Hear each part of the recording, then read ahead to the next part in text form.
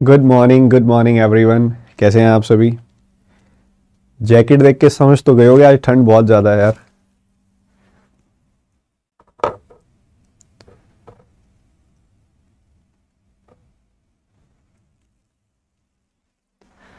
ठंड बहुत ज़्यादा है और सच बताऊं तो हाथ भी काम नहीं कर रहे हैं। तो एक बार वो स्कूल में जैसे वो एक्सरसाइज कराते थे ना, मेरा मन कर रहा है वैसे एक्सरसाइज ही कर लूं थोड़ी सी। तुम भी कर लो, तुम्हारे भी काम नहीं करेंगे। ठंड है, सच में ज़्यादा है, मजाक वाली बात नहीं। सर्दी लग गई सर सर्दी लग गई क्या? नहीं, सर्दी तो अब ठीक होने वाली है। वैसे सर्दी हो गई है ना, मौसम बहुत प्यारा हो गया। ठीक है, तुम भी कर लो, बढ़िया हो जाएगा, वार्म अप हो जाएगा। स्कूल में भी तो कर लेते थे यार, ये भी तो स्कूल वाली क्लास ही लगा लो, वैसा ही कुछ है। ओहो, हाथ चलने जरूरी है, सही से नहीं चलेंगे तो फायदा नहीं है कोई। सर दार्जिलिंग में तो बर्फ गिरने वाली है। हाँ, तो अब हिल स्टेशन पे बर्फ ही गिरेगी। इस मौसम में ज्यादा ऊपर जाने की जरूरत ही नहीं पड़ती है। तुम मेरे शहर में हरियाणा के हिसार में तुम एक बार सुबह सुबह 5 बजे बाइक पे निकल जाओ, तुम्हारे नाक पे और मूंछों पे बर्फ दिखाई देगी तुम्हें। ज्यादा दूर जाने की जरूरत नहीं है मेरे भाई।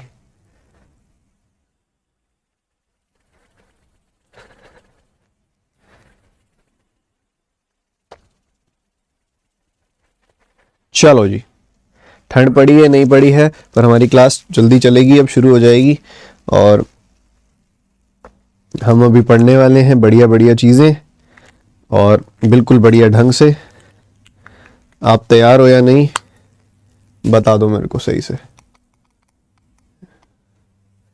तो भैया ऐसा है मुद्दा, आपने समझ लिया। इस समय सबसे ज्यादा नुकसान में जो लोग हैं वो कौन से हैं पता है आपको? सबसे ज्यादा नुकसान में जो सबसे बड़ी मिस्टेक कर रहे हैं अभी बच्चे, वो कौन सी कर रहे हैं? इवन जिनके यहाँ पे एसबीआई क्लर्क मेंस है,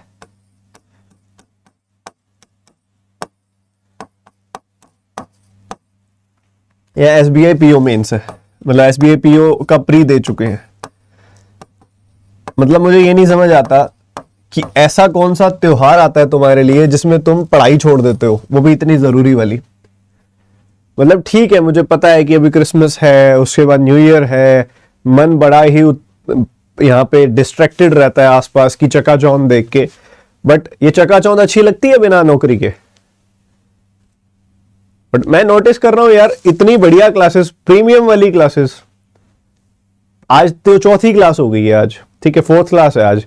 इससे पहले 5 क्लासेस आई थिंक ले चुका हूं मैं। एक दो क्लासेस तो बिना मैंने सीरीज के साट के ले ली थी, कल दोपहर कल शाम को भी ली थी। मतलब इतना जरूरी क्लासेस। देखो, आपने कभी बार नोटिस किया होगा, कई बार तो मैं अपने वीडियोस पे व्यूज भी हटा के, वो क्या नाम है अपना, एड्स भी हटा देता हूँ, कई बार हटा देता हूँ, मेरे को फर्क नहीं पड़ता व्यूज कितने आ रहे हैं। ठीक है, मैं इन चीजों से ऊपर उठ चुका हूं, तुम जानते हो। ठीक है, मैं आज से नहीं पढ़ा रहा, मैं बहुत सालों से पढ़ा रहा हूं, और व्यूज वगैरह और इन सब चीजों से वो ऊपर उठ चुका हूं। भगवान की दया से सक्षम है कि हम व्यूज पे इतना डिपेंडेंट नहीं है। ठीक है, अच्छा खासा आप सभी के लिए कोशिश रहती है कंट्रीब्यूशन भी करने की। बट वहीं दूसरी तरफ व्यूज से जो मेरा मतलब है ना, ये एक मापदंड है, एक नापने का तरीका है कि कितने बच्चे देखने आ रहे हैं सेशन को। मैं अगर कोई इंटरव्यू वीडियो डाल रहा हूं, कोई और इंटरेक्शन वीडियो डाल रहा हूं, उसमें बच्चा अच्छे से आ रहा है, बात भी कर रहा है, इंटरेक्ट भी कर रहा है, मेरी बात का जवाब भी दे रहा है। But when we are learning means, जब हम मेंस पढ़ रहे हैं तो बच्चा कहां है? ये प्रीमियम कंटेंट आपको किसी के पेड बैच में भी नहीं मिलेगा जो मैं पढ़ा रहा हूं, और आप इसको कॉम्प्रोमाइज कर रहे हो। पिछले वाली सारी वीडियोस ड्रॉप कर दें, डिलीट कर दें, अगर नहीं आपको चाहिए तो फिर से शुरू करें 50 सिंप्लीफिकेशन 50 नंबर सीरीज। 2023 की नई तैयारी होगी, वो भी होगी, उसका भी एक टाइम आएगा। बट अभी जो सामने है भैया, इसकी रिस्पेक्ट करो यार, देखो, रेगुलर देखो, काम की चीज है। और सच बताऊं तो जिन्होंने पढ़ना है उन्होंने पढ़ना है, उनको मैं कुछ कह नहीं सकता, वो तो सियाने हैं ही। ठीक है, पर जो नहीं पढ़ रहे हैं ना, बच्चे समझ जाओ, ये एक अलार्मिंग सिचुएशन है आप सभी के लिए। अच्छा, ऐसा ऐसा क्वेश्चन कल क्लास में कराया था मैंने, कराया था ना परसों क्लास में। कितने बच्चे करके दिखाएंगे मेरे को अभी ये वाला? लेट्स सी कितने बच्चों का आंसर आएगा।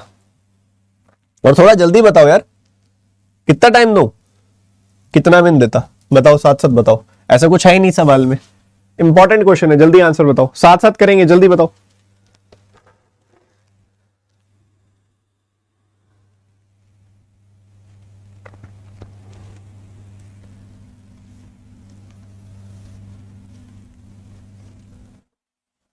क्या आ जाएगा? एक स्टेटमेंट, दोनों स्टेटमेंट, या दोनों सही नहीं होगा? देखो यार, अपने को चाहिए क्या? अपने को यहां पे इसकी वैल्यू चाहिए, इसकी वैल्यू चाहिए, और इसकी वैल्यू निकालने के लिए ना उसने दो स्टेटमेंट दिए हैं। कहता है किसी एक से काम चल जाएगा कि दोनों से चलेगा। इससे क्या मिल रहा है तुमको? एक्स और वाई का प्रोडक्ट मिल रहा है। एक्स और वाई का प्रोडक्ट आ रहा है 14। ठीक है, बढ़िया, बहुत ही सही। और इससे क्या आ रहा है?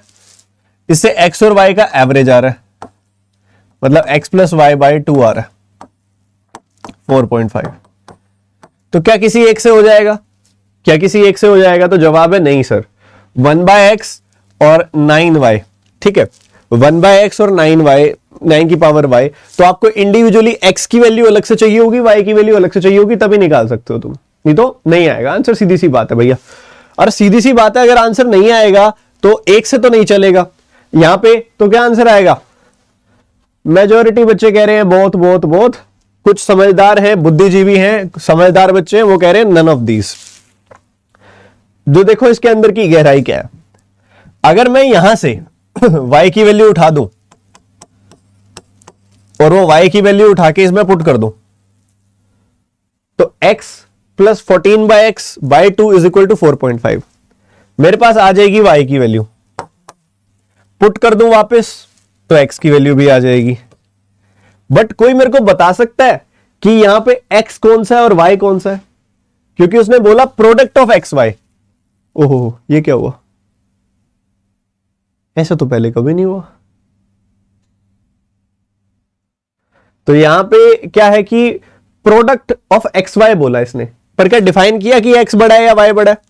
आपको पता कैसे चलेगा? जो दो वैल्यू आएंगी उसमें से एक्स कौन सा है और वाई कौन सा है? कोई एक्स वाई की रेशो तो नहीं है ना आपके पास जिससे पता लग जाए कि एक्स इसका मल्टीपल है, वाई इसका मल्टीपल है। नहीं, आपके पास एक्स वाई का प्रोडक्ट है और आपके पास एक तरीके से एक्स और वाई का सम है। तो आपके पास एक्स और वाई तो आ जाएंगे, बट आपको यह नहीं पता चलेगा कौन सा एक्स है और कौन सा वाई है। ठीक बात है। मान लो आपके पास एक वैल्यू आती है 7 और एक वैल्यू आती है 2, ठीक है, फॉर एग्जाम्पल, ठीक है, एक वैल्यू आती है 7 और एक वैल्यू आती है 2। समझना मेरी बात को, इन दोनों का प्रोडक्ट 14 होता है, इन दोनों का एवरेज 4.5 होता है। बट कौन मेरे को, देखो ये वाली प्रोडक्ट वाली कंडीशन भी जस्टिफाई हो रही है, 14 एवरेज वाली कंडीशन भी जस्टिफाई हो रही है, बिल्कुल सही से जस्टिफाई हो रही है। बट 7 में से x कौन सा है और y कौन सा है? प्रॉब्लम है ना। 7 को x रखोगे और 2 को y रखोगे तो अलग आएगी वैल्यू, ऐसा ही करोगे तो इधर अलग आएगी वैल्यू। मतलब कहने की बात है इसने स्पेसिफाई नहीं किया है, ठीक है, स्पेसिफाई नहीं किया है कौन सा x है कौन सा y है। The answer will be can not be determined, not sufficient. बताया नहीं है इसने कौन सी वैल्यू है, तो निकल के नहीं आ रहा है आंसर। ठीक है, निकल के नहीं आ रहा है आंसर, तो बात खत्म हो गई। अगला सवाल करेंगे। मजा आया पहले क्वेश्चन में? वाह, एक और बहुत प्यारा सवाल। तुम भागते हो ना नंबर सीरीज से, डरते भी हो कि सर पता नहीं ये नंबर सिस्टम पता नहीं क्या ही चीज है। लो अगला सवाल, इकट्ठे करेंगे, सारे साथ में करेंगे, कोई टाइमर नहीं मिलेगा, जल्दी निपटाओ। m की पावर 7 और n की पावर 7 दोनों का सम है ग्रेटर देन 0। m की पावर 8 और n की पावर 11 लेस देन 0। तो आपने बताना है कि इनमें क्या रिलेशन है।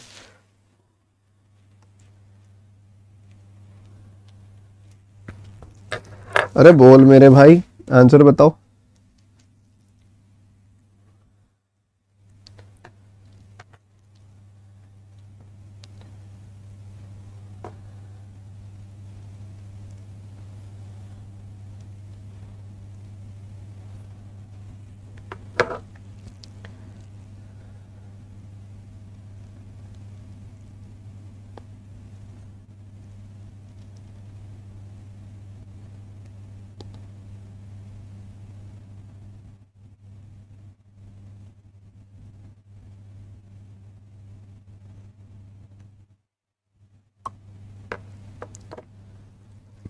देखो भैया, पहली बात तो ना ग्रेटर देन जीरो को और लेस देन जीरो को देख के घबराया मत करो, ठीक है, कि क्या होता है, क्यों होता है। ग्रेटर देन जीरो का मतलब होता है सिर्फ और सिर्फ पॉजिटिव।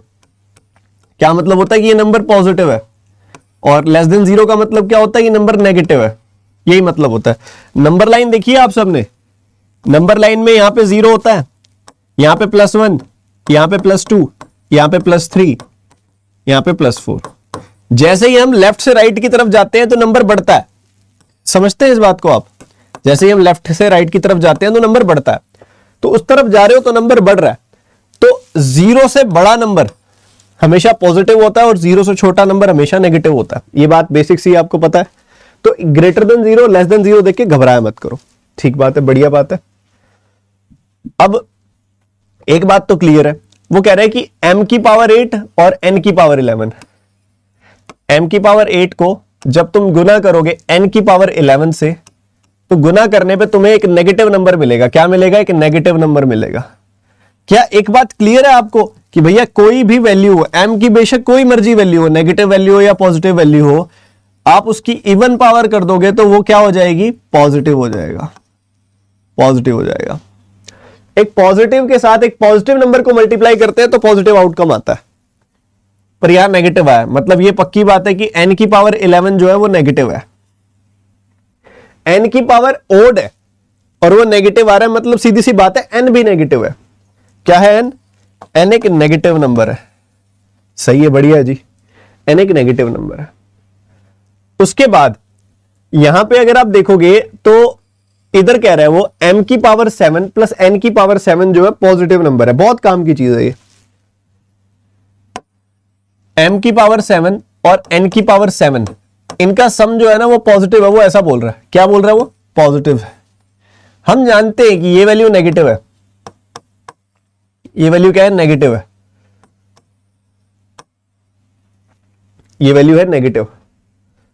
अगर ये वैल्यू नेगेटिव है और इसका सम पॉजिटिव बोला ना इसने, इनका सम है पॉजिटिव, ग्रेटर देन जीरो, बिल्कुल। तो ये वैल्यू नेगेटिव आएगी, n नेगेटिव है तो n की ऑड पावर भी नेगेटिव होगी। ठीक बात है। तो अगर इनका सम आ रहा है पॉजिटिव तो पक्की बात है ये वैल्यू पॉजिटिव होगी, m की पावर 7 पॉजिटिव होगा, मतलब m पॉजिटिव है। और सिर्फ पॉजिटिव होने से काम नहीं चलेगा। जैसे मान लो एक नंबर है +4 और n की पावर 7 माइनस आ जाए, माइनस का कोई 7 आ जाए मान लो, तो ये नेगेटिव आ जाएगी। सिर्फ पॉजिटिव होने से भी काम नहीं चलेगा, बड़ा होना भी जरूरी है, ग्रेटर होना भी जरूरी है। तो m की पावर 7 को n की पावर 7 से बड़ा होना भी जरूरी है। ठीक है, बड़ा होना भी जरूरी है। समझ गए कि नहीं समझे? क्लियर है मेरी बात?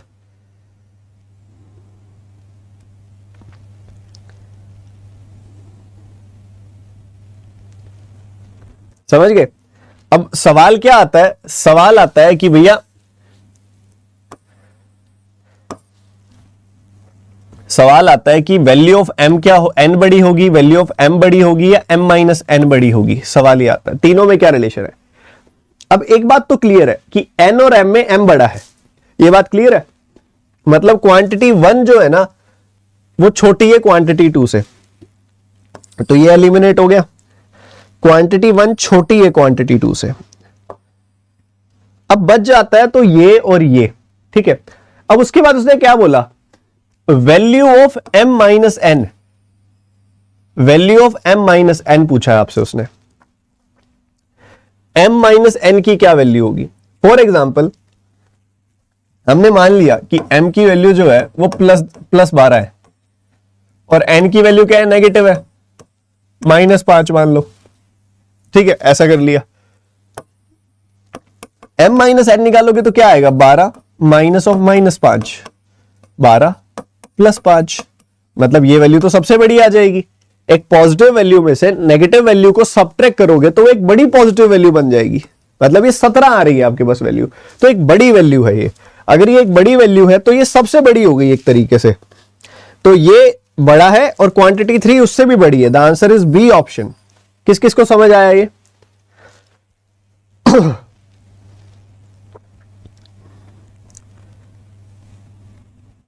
ठीक है, तो ये कुछ नहीं होता है सवाल। अब एक देखोगे तो इसके अंदर कॉमन सेंस लगी है, कोई कॉन्सेप्ट तो नहीं लगा गहरा कि कोई डेप्थ वाला कॉन्सेप्ट लग गया हो ना, एक कॉमन सेंस लगी है और कुछ भी नहीं है। यार इस क्लास में आगे नाक क्यों बंद हो जाता है मेरा?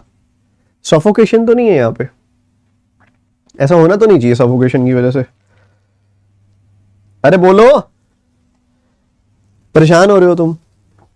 मजा आ रहा है? एक बार लाइक तो कर दो सेशन को, फटाफट से कर दो, एक एक टैप ऐसे टिक, ठीक है। और मेंस की ना 3 जरूरी टिप्स जैसा कि मैंने सेशन में डाला हुआ है ना, तो मेंस में जो मैं बोलूंगा ना, सबसे जरूरी टिप जो होगी पीओ मेंस के अंदर, सबसे जरूरी चीज क्या है?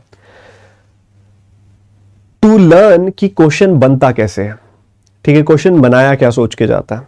अब मैं इस क्वेश्चन की बात करूं ना, the game of this question is कि आपसे कोई ना कोई गलती कराई जाए। गलती कहां कराई जाएगी? कई बार बच्चा क्या करता है, एम और एन की वैल्यू को लेकर गलती कर देता है, ठीक है। तो उसने क्या किया, एम और एन की वैल्यू दी जहां गलती होती है। और सबसे बड़ा ट्रैप क्या डाला इस क्वेश्चन के अंदर, एम माइनस एन। बच्चा क्या करेगा, जल्दबाजी में देखेगा कि एक वैल्यू है एम और एक वैल्यू है एन, इनका डिफरेंस जो होगा, इन दोनों का डिफरेंस इन दोनों से तो छोटा ही होगा। मतलब एन से पता नहीं, पर एम से तो पक्का ही छोटा होगा। एम सबसे बड़ा है, एन उससे छोटा है, तो एम और एन का डिफरेंस एम से तो छोटा ही होगा। बट इसने बोल दिया M minus N. M minus N बोला तो एन अगर एक नेगेटिव नंबर हुआ तो उनका डिफरेंस तो बहुत बड़ा हो जाएगा ना, ठीक है। तो उनका डिफरेंस तो बहुत बड़ा चला जाएगा। तो ये क्वेश्चन को फ्रेमिंग समझो कि क्वेश्चन वो बना कैसे रहा है, क्वेश्चन वो फंसाने के लिए बना रहा है। जब आप मॉक टेस्ट देते हो, क्वेश्चन सॉल्व करते हो, तो वहां पे आपको सोचना चाहिए कि क्वेश्चन उसने क्या सोच के बनाया है, वो कहां फंसा रहा है, कहां ट्रैप रख रहा है, ताकि अगली बार ना आप उस चीज के लिए बहुत ज्यादा तैयार हो जाओ, ठीक है। ये गलतियां आपने कितनी मर्जी गलतियां कर लो मॉक टेस्ट देते टाइम, मॉक टेस्ट देने के बाद जब पढ़ रहे हो तब गलती नहीं करनी। जैसे ये क्वेश्चन है, सबका आंसर चाहिए मेरे को इसमें। सर चेकलिस्ट क्यों नहीं आ रही? बच्चे मैं मेंस के लिए कुछ इंपॉर्टेंट प्रिपेयर करवा रहा हूं आप सभी के लिए, मेंस का कुछ बढ़िया प्रिपेयर करा रहा हूं, रुको थोड़ा। और जो बच्चे चेकलिस्ट कह रहे हैं, आपको पता है 200 चेकलिस्ट हो चुकी है, 200 से ऊपर चेकलिस्ट हो चुकी है। चेकलिस्ट सारी सॉल्व कर ली है तुमने जो तुम और चेकलिस्ट मांग रहे हो? 20,000 क्वेश्चन से ज्यादा दे चुका हूं मैं, सारे सॉल्व कर लिए पहले वाले अब वाले। सर एम और एन का रियल होना जरूरी है क्या? बच्चे इमेजिनरी नंबर तो आपके सिलेबस में ही नहीं है, तो वो देगा भी नहीं, समझो। इमेजिनरी नंबर तो आपके सिलेबस में ही नहीं है। आपके क्या एसएससी के सिलेबस में भी नहीं है इमेजिनरी नंबर्स। तो एसएससी में भी मेरे को याद आता है, आई थिंक 2 से 3 साल पहले मेंस में एक छोटा सा आयोटा वाला क्वेश्चन आ गया था, ठीक है।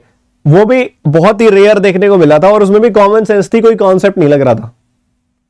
अब ये क्वेश्चन देखो क्या कहता है वो। सबसे पहले कहता है क्यू एक पॉजिटिव नंबर है, क्यू एक पॉजिटिव नंबर है ऐसा कहता है। उसके बाद कहता है क्यू जो है ना वो आर से छोटा है और एस एक नेगेटिव नंबर है, एस एक नेगेटिव नंबर है। फिर कहता है क्यू से छोटा आर है, ठीक है, या फिर आर जो है वो क्यू से बड़ा है। बच्चे एक बात बताओ, क्यू एक पॉजिटिव नंबर है और आर अगर क्यू से बड़ा है तो आर भी एक पॉजिटिव नंबर होगा। सही बात है, अच्छी बात है। P और S मिलके जो है ना वो Q से बड़े हैं, P और S जो है वो Q से बड़े हैं, या फिर मैं कह सकता हूं P जो है ना वो बड़ा है किससे, Q माइनस S से, ठीक है। Q माइनस S से बड़ा है P, ठीक है। S को मैं राइट हैंड साइड ले गया तो P जो है वो Q माइनस S से बड़ा है। तो Q माइनस S करूंगा तो एक पॉजिटिव नंबर आएगा, है ना। Q माइनस S करूंगा तो पॉजिटिव माइनस और माइनस पॉजिटिव, पॉजिटिव माइनस और माइनस नेगेटिव, तो एक पॉजिटिव नंबर आएगा, उससे भी बड़ा है P। तो P यहां पे एक तरह से सबसे बड़ा हो गया और ये भी पॉजिटिव हो गया। क्या इतनी बात क्लियर है सबको? पहले तो बता दो, ये चीज मैंने इससे निष्कर्ष निकाला है।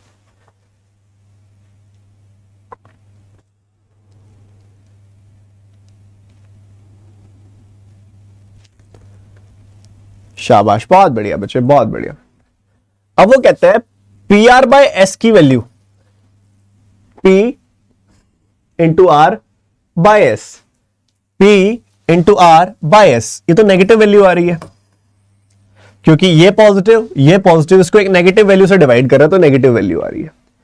फिर कहते हैं Q plus S, Q plus S. अब Q S से बड़ा है क्या? वैसे इधर ना हम कह नहीं सकते, देखो Q positive minus of minus S negative, ठीक है, ये पॉजिटिव आएगा। ठीक है, उसके बाद क्या कहता है, Q प्लस एस, Q और S को जोड़ दें अगर हम, तो क्या हिसाब बनता है। ठीक है, ये हमने बताना है। तो भैया Q प्लस एस करेंगे तो डिफरेंस आ जाएगा। Q और S में कौन सा बड़ा है, कुछ बताया इसने? नहीं बताया ना। Q और S में से कौन सा बड़ा है, ये नहीं बताया। चलो देखते हैं, क्योंकि अगर देखो इस पे दोनों बातें आ जाती हैं। अगर Q S से छोटा हुआ, मान लो ऐसा हुआ 4 माइनस 7 Q प्लस एस करते ही, तो नेगेटिव आ जाएगा। अगर Q S से बड़ा हुआ तो नहीं बता सकते। ठीक है, उसके बाद कहते हैं P plus R by Q minus P, P plus R by Q minus P. Again इसने थोड़ा सा चीजों को इनकम्प्लीट छोड़ा। ठीक है, तो आप एक काम कर सकते हैं, कुछ नंबर्स एज्यूम करके इसको और सिंपल कर सकते हैं। ठीक है, वो देख लेते हैं कैसे। अब P प्लस एस जो है वो Q से बड़ा है, Q माइनस, यही 3 चीजें बताई हैं इसने, और ज्यादा कुछ डिटेल में गया नहीं है। ठीक है, तो अगर मैं इसको लूं कि ये कुछ है, मान लो 50 है, ये इसको अभी देखना पड़ेगा क्या लेंगे। और R, Q जो है R से छोटा है, मतलब ये R जो है वो Q से बड़ा है, 50 है तो इसको 60 ले लो। ठीक है, ये 60 हो गई वैल्यू मान लो। Q माइनस एस, वही बात है, S को सिग्निफाई नहीं किया इसने प्रॉपरली कि S एक्चुअल में Q माइनस एस पॉजिटिव आएगा, पॉजिटिव से बड़ा है P ना, कुछ होता है कि डाउटफुल सिचुएशन है यहां पे। और R इज पॉजिटिव 60, मेरे हिसाब से इसका आंसर C एंड D होना चाहिए, कैन नॉट बी डिटरमाइंड होना चाहिए, क्योंकि नन ऑफ दीज आंसर आएगा इसका, क्योंकि ये चीज तो क्लियर ही नहीं है क्वांटिटी 2 पॉजिटिव होगी या नेगेटिव होगी। ठीक है, क्या क्लियर है आपको ये बात?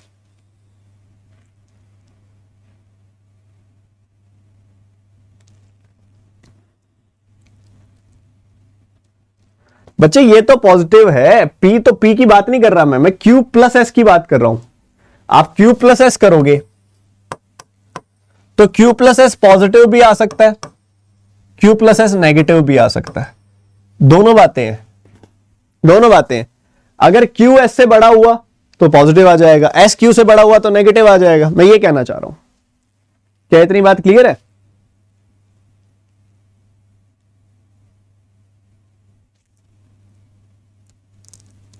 ठीक है, समझ गए? बहुत बढ़िया sir. P is greater then Q है, हाँ ठीक है, वो देख रहे हैं यहां पे हम। इधर देखोगे तो P is greater then Q होगा, क्योंकि देखो ये दोनों, ये सम बड़ा है, Q प्लस एस एक तरीके से है ये, तो Q प्लस एस जो है, क्योंकि ये नेगेटिव है ना S, तो इन दोनों का जो सम होगा ना वो एक तरह से P से छोटा आएगा। तो P इन दोनों के सम के बराबर है एक तरीके से, इन दोनों के सम से भी बड़ा है, तो Q से तो बड़ा ही होगा। तो ऐसी बात है, तो अगर मैं यहां पे Q माइनस पी कर रहा हूं तो ये एक नेगेटिव नंबर आ रहा है, और अगर आप देखोगे P प्लस आर तो वो पॉजिटिव है, तो ये नेगेटिव, ये भी नेगेटिव। अब ये पॉजिटिव भी आ सकता है, नेगेटिव भी आ सकता है, दोनों बातें हैं, तो इसलिए इसका आंसर होगा none of these and the better answer will be can not be determined. Clear है सबको? डी ऑप्शन कैसे, ई ऑप्शन कैसे आंसर आया, क्लियर है?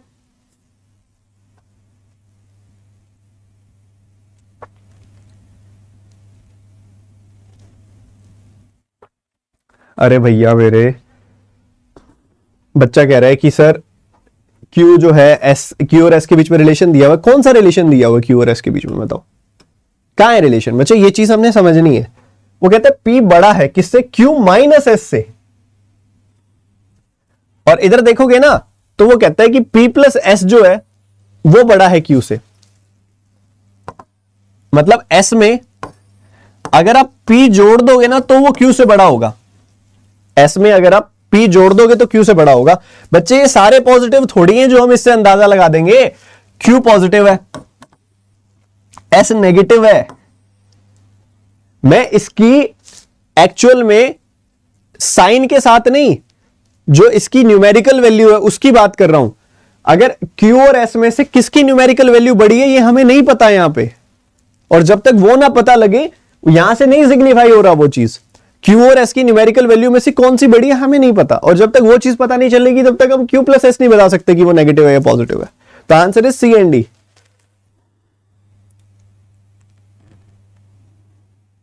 आप समझ गए? रागिनी बाजपेयी, आप समझ गए?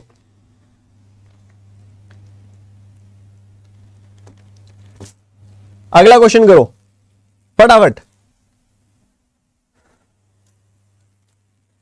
क्वेश्चन मैंने पूरा पढ़ लिया बच्चे, आप ध्यान से पढ़ो।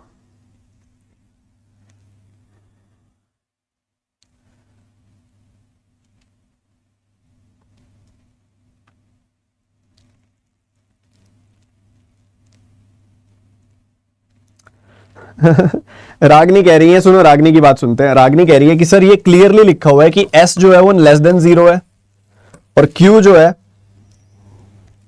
वो ग्रेटर देन 0 है। तो सर ये तो कॉमन सेंस हो गई ना कि q s से बड़ा होगा। अरे मेरे भाई, अरे मेरी बहन, सॉरी रागनी है, क्योंकि मैंने बोला मुझे नहीं पता कि q और s की न्यूमेरिकल वैल्यू में क्या रिलेशन है। मतलब मुझे ये पता है कि ये प्लस है और ये माइनस है। अब एक बात बताओ, ये 8 हुआ और ये 10 हुआ, ये भी पॉसिबल है, और ये 4 हुआ और ये 2 हुआ, ये भी पॉसिबल है ना।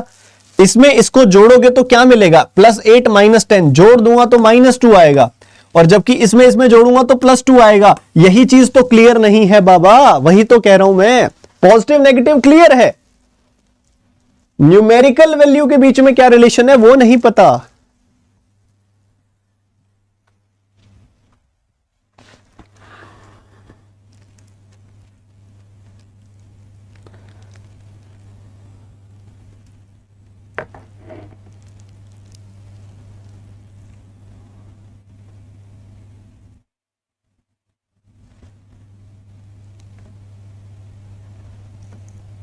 इसमें इसको जोड़ोगे तो क्या मिलेगा,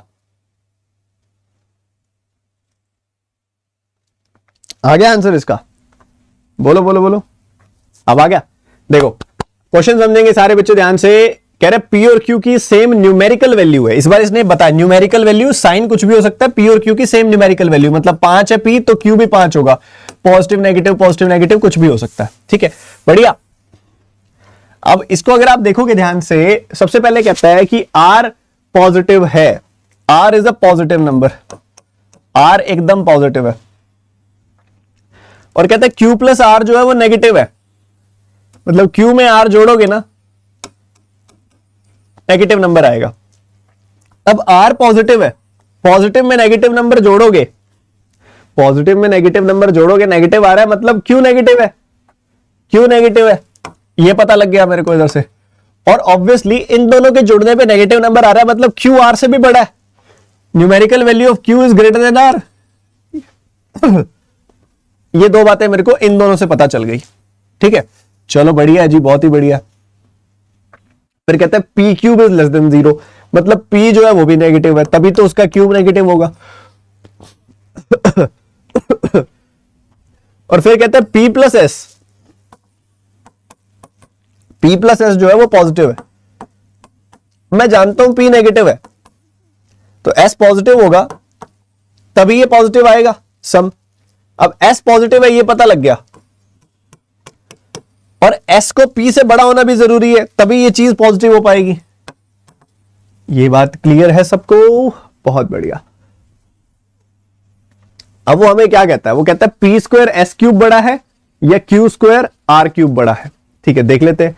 अच्छा, पी का स्क्वायर, पहले बात पॉजिटिव नेगेटिव देख लो। पी का स्क्वायर ये पॉजिटिव आएगा, एस का क्यूब पॉजिटिव आएगा, तो ये तो पॉजिटिव आ रहा है। क्यू का स्क्वायर तो पॉजिटिव ही आएगा, आर का क्यूब पॉजिटिव आएगा, तो आ तो पॉजिटिव ही रही है। अब पॉजिटिव पॉजिटिव में कौन बड़ा है कौन छोटा है ये देखना पड़ेगा। अब पी क्यू आर एस, ठीक है, P Q R S 4 number है। हमें यह पता है कि न्यूमेरिकल वैल्यू किस किस की बराबर है, पी और क्यू की न्यूमेरिकल वैल्यू बराबर है, इन दोनों की न्यूमेरिकल वैल्यू बराबर है। ठीक है, बढ़िया। और पी और क्यू में बड़ा कौन सा छोटा कौन सा पता है? पी नेगेटिव है, क्यू भी नेगेटिव है, ठीक है, और पी और क्यू की न्यूमेरिकल वैल्यू भी बराबर है। मतलब मैं इसको -10 ले लूं तो ये भी -10 है। ओके, और उसके बाद मुझे पता है यहां पे कि आर जो है उसकी न्यूमेरिकल वैल्यू कम है क्यू से, और आर जो है पॉजिटिव है। ठीक है, मैंने 8 ले लिया, इसको 8 ले लिया, मान लो पॉजिटिव 8 फॉर एग्जाम्पल। ठीक है, और एस जो है वो पॉजिटिव है, और एस की वैल्यू पी से बड़ी है, पी की भी न्यूमेरिकल वैल्यू से बड़ी है एस की वैल्यू, मतलब मैंने इसको 12 ले लिया फॉर एग्जाम्पल। ठीक है, ऐसा ले लिया। तो अब इससे आप बड़े आराम से बता सकते हो भाई, पी का स्क्वायर करोगे 100 आएगा, एस का क्यूब करोगे तो आपको 1728 मिलेगा, तो ये आ गया 172800 पॉजिटिव। क्यू का स्क्वायर करोगे, क्यू का स्क्वायर करोगे 100 मिलेगा अगेन। और सुनना मेरी बात, आ रहा हूं मैं आगे अभी। इसके ना एक बहुत ही प्यारी चीज है, रुकना, इसको ये सब करने के बजाय भी एक और तरीके से भी कर सकते थे, ठीक है? तो एक बार सुन लो मेरी बात। तो 100 है, आर का क्यूब क्या है? आर का क्यूब है 8 का क्यूब। 8 का क्यूब कितना हो जाएगा यहां पे? ऑब्वियसली इससे कम हो जाएगा, 512। तो 512 कौन सी बड़ी वैल्यू है? Q1 is greater then Q2। But क्या कोई और तरीका था इसको करने का? सर था ना। हमने किसको कंपेयर करना है? P का स्क्वायर S का क्यूब,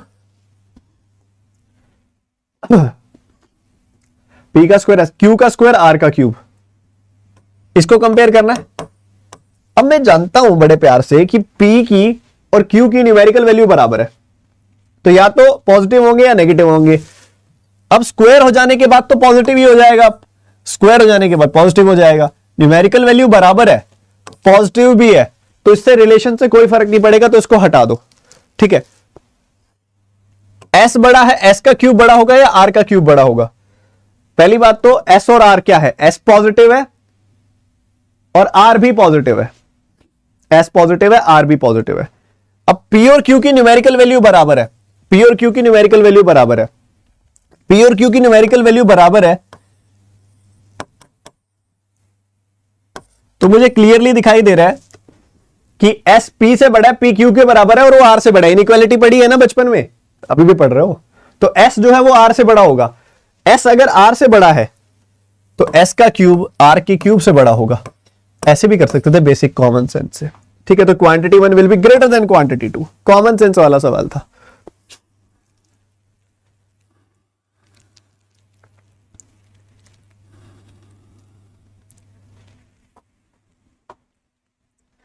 सर नंबर कुछ भी मान सकते हैं? हाँ मान सकते हो, बट ऐसा मत मान ले, क्योंकि पता क्या होता है, आप ये नंबर्स ना एक्चुअल में जो माने जाते हैं ना, वो बहुत ही ध्यान से मानने चाहिए कि मतलब दी गई कंडीशन को वायलेट ना कर रहे हो बस, ये ठीक है? क्योंकि ना ऐसा हर जगह नहीं चलते वो, बट दी गई कंडीशन में सही से फिट बैठ रहे हो। यूनिवर्सल नंबर मत मान लेना कोई भी, ऐसे कि हर जगह ये लगेगा, नहीं। कई बार थोड़ा सा ना क्लैश हो जाता है वहां पे, ठीक है? तो ध्यान से बचाव, थोड़ा सोच समझ के नंबर मानने होते हैं, तो गलती मत करना इसमें। आगे बढ़ते हैं। हो full of variables, full of love. चलो मेरे साथ सॉल्व करोगे या अकेले करोगे? चलो पहले फटाफट करो, मैं फिर करूंगा शुरू साथ साथ आपके। इसको करो फटाफट से।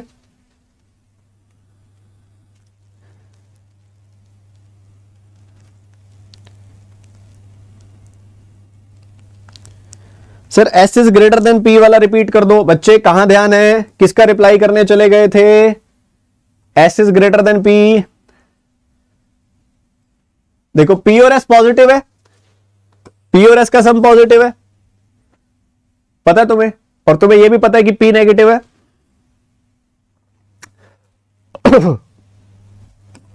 P नेगेटिव है, पर P में जैसे तुमने S जोड़ा तो S सम पॉजिटिव हो गया, हुआ ना? P नेगेटिव है, P में जैसे S जोड़ा तो वो पॉजिटिव हो गया, तो S तो पॉजिटिव है। पहली बात तो क्लियर है भाई, नेगेटिव में कोई बड़ी पॉजिटिव वैल्यू जोड़ोगे तभी तो पॉजिटिव आएगा। तो बड़ी पॉजिटिव से भी ये बात क्लियर होगी कि S P से बड़ा है, तभी तो इनका सम पॉजिटिव बना दिया उसने। चलो भैया निपटाओ इसको ध्यान से, फिर PDF मिल जाएगी। अरे सब मिल जाएगा।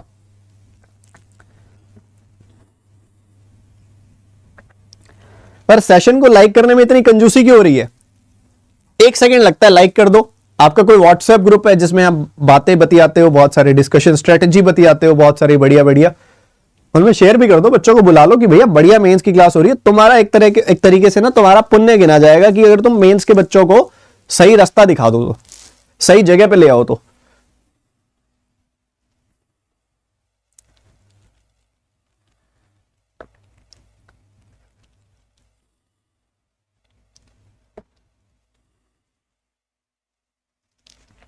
PDF मिल जाएगी, पिछले दोनों क्लासेस की भी मिल जाएगी, सब मिल जाएंगी। पहले तुम सामने जो है वो कर लो।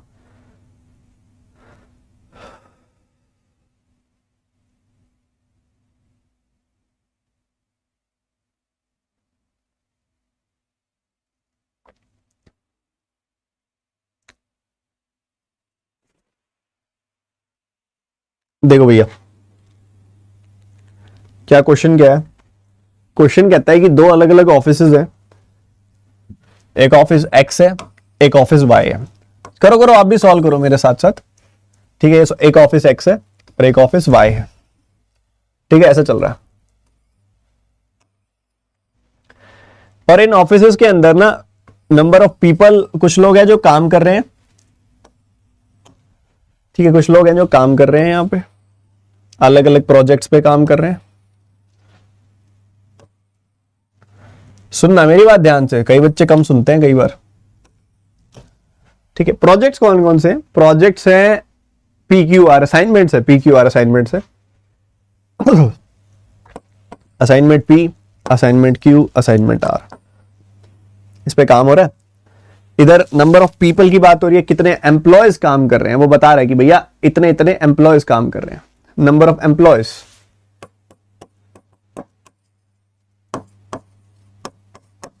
नंबर ऑफ डेज, टाइम की बात हो रही है, नंबर ऑफ आवर्स की बात हो रही है, नंबर ऑफ डेज, डेज की बात हो रही है। भाई बहुत दिन काम कर लिया है इन्होंने। अच्छा, मेंस के पेपर के अंदर सेकंड बहुत जरूरी टिप क्या होती है पता है? बहुत जरूरी एक चीज जो आप कई बच्चे मिस करते हो, वो ये रहती है कि आप लोग ना पेशेंस कम रखते हो। आज की जनरेशन ना उत्साही बहुत है, उनको 15 सेकंड की रील ज्यादा अच्छी लगती है 1.5 घंटे की क्लास के कंपैरिजन में। यहां पे कितने ऐसे बच्चे होंगे जिन्होंने आज तक जिंदगी में 10 बड़ी बड़ी क्लास मेरी देख ली है 1.5 2 घंटे की? कितने ऐसे बच्चे होंगे, सच सच बताना। क्योंकि तुम्हें ना रील्स 15 सेकंड की, 20 सेकंड की, 30 सेकंड की ज्यादा अच्छी लगती है, इंस्टीड ऑफ कि सर बैठ के लंबी देर तक पढ़ा दे।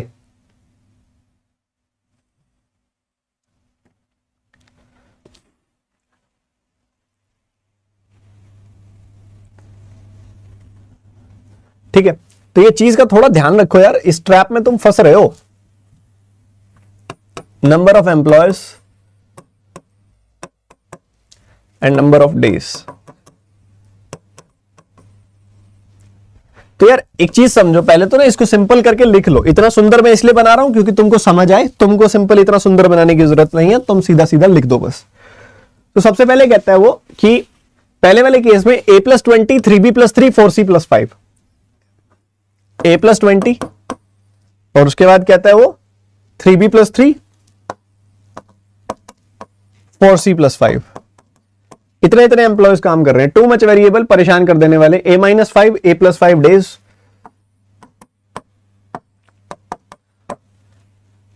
ऐसा चल रहा है, और साथ में 2c डेज, इतने इतने डेज लग रहे हैं इसमें।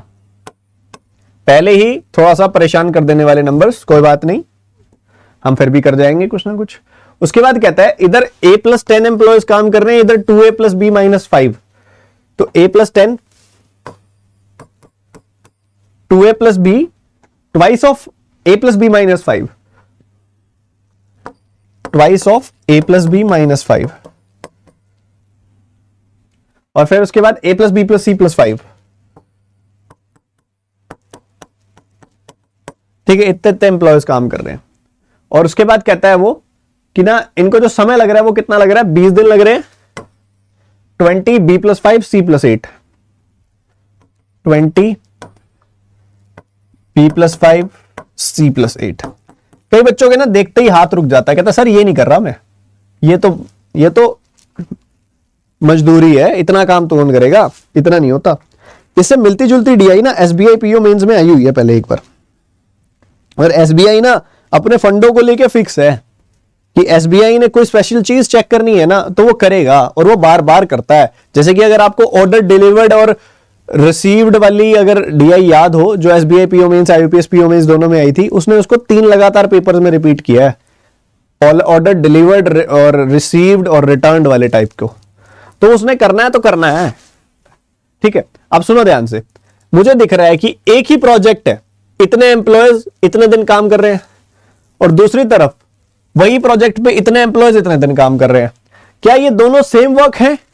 चाहे प्रोजेक्ट एक्स हो, चाहे देखो प्रोजेक्ट एक्स पे काम कर रहे हैं, सॉरी प्रोजेक्ट पी पे काम कर रहे हैं, तो ये दोनों, ये भी वही प्रोजेक्ट कर रहे हैं, ये भी वही प्रोजेक्ट कर रहे हैं, ये भी वही असाइनमेंट कर रहे हैं, ये भी वही असाइनमेंट कर रहे हैं, तो इनका टोटल वर्क और इनका टोटल वर्क आपस में बराबर है। ठीक है, तो अगर ऐसा है तो a + 20 लोग a - 5 डेज तक काम करेंगे अगर, तो एक प्रोजेक्ट करेंगे और A+10 लोग 20 दिनों तक काम करेंगे। अगर थोड़ी मेरी आवाज फटी फटी आने लग गई होगी तो थोड़ा गला बैठा हुआ है, एडजस्ट कर लेना। तो ये दोनों वैल्यूज ना बच्चे बराबर है, तो ये कितना हो जाएगा, a का स्क्वायर -5a प्लस 20a -100, ये आ जाएगी वैल्यू। और उसके बाद इधर से क्या आ जाएगी वैल्यू, 20a प्लस 200।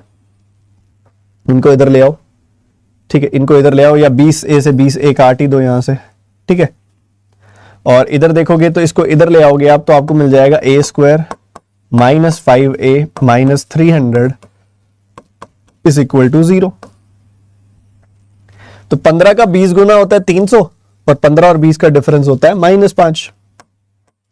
तो -20 प्लस 15 देगा आपको -300 और प्रोडक्ट सम डिफरेंस देगा -5 का। साइन रिवर्स कर दो, नेगेटिव नंबर नहीं लेंगे क्योंकि नंबर ऑफ पीपल नेगेटिव नहीं हो सकते, और इसने मेंशन भी कर दिया वैसे तो लास्ट में कि ABC are non negative integers. ये ना भी कहता तब भी मैं मान लेता, क्यों, क्योंकि भैया ऐसा है A+20 में एक तो यहां पे तो नेगेटिव आ जाएगा, यहां तो नेगेटिव नहीं आएगा। और नेगेटिव आदमी होते हैं, एग्जिस्ट करते हैं, नेगेटिव लोग हमारे आसपास ही हैं। तुमको यूट्यूब पे भी दिखते होंगे, तुमको घर भी दिखते होंगे, तुमको पड़ोस में भी दिखते होंगे, बट क्वेश्चंस में नेगेटिव आदमी एग्जिस्ट नहीं करते हैं, ठीक है, सिर्फ रियल लाइफ में करते हैं। तो यहां पे नेगेटिव नहीं आ सकता, ना डेज में आ सकता है ना एम्प्लॉयज में आ सकता, तो इसलिए नेगेटिव वाली चीज हमने एलिमिनेट कर दी। ए की वैल्यू 20 किस किस की आ गई थी पहले तो बता दो मेरे को।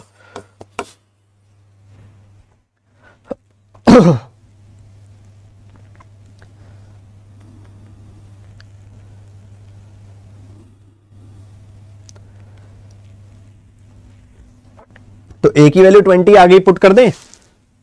ए की वैल्यू 20, थोड़ा सा साफ सुथरा हो जाएगा ना, गंदा गंदा सा दिख रहा है।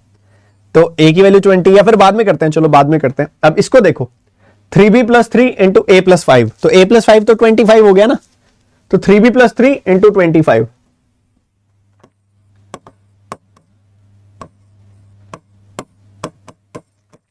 इतना टोटल काम है, इतना है। और यहां पे अगर तुम पुट करोगे ना ए की वैल्यू को 20, तो 20 - 5 15, b + 15 का डबल।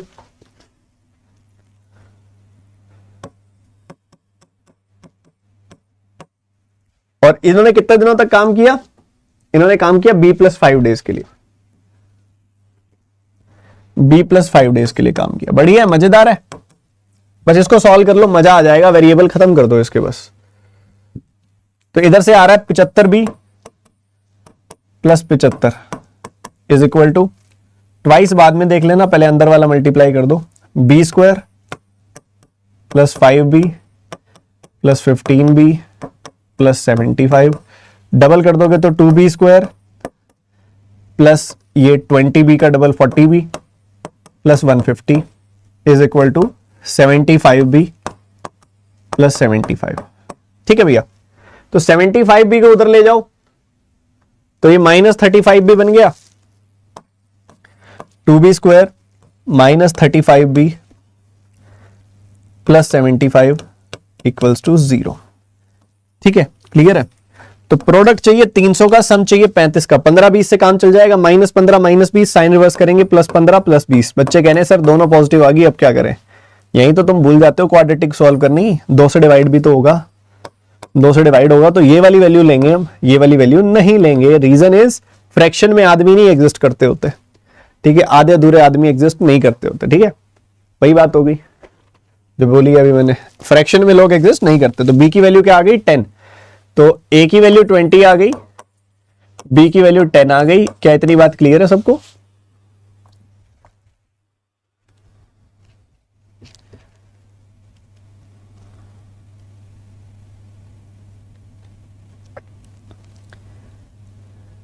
अरे क्लियर है बाबा।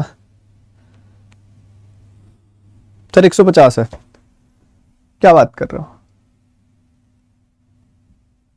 तो हमने क्या लिया फिर? तो 30 और 5 लेना है ना फिर, 5/2। ठीक है, 75 ले लिया क्या मैंने? 30 और 5 -30 -5, बात वही आ जाएगी, 2 से डिवाइड कर दोगे तो 15 आ जाएगी वैल्यू। 15 आ रही है वैल्यू, ये वाली नहीं लेंगे।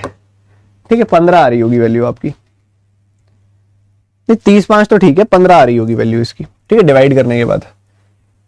तुम कह रहे हो गलत है, 15 ही तो लिखा हुआ है, 15 नहीं आएगा।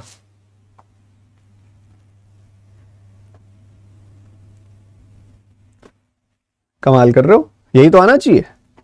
अब इधर सी सी है, इधर क्या बन जाएगा, इधर क्या बन जाएगा, a प्लस बी कितना है 35, 35 प्लस 5 40, तो ये आ गया c प्लस 40। तो इसको और सॉल्व कर लो, आंसर तैयार है।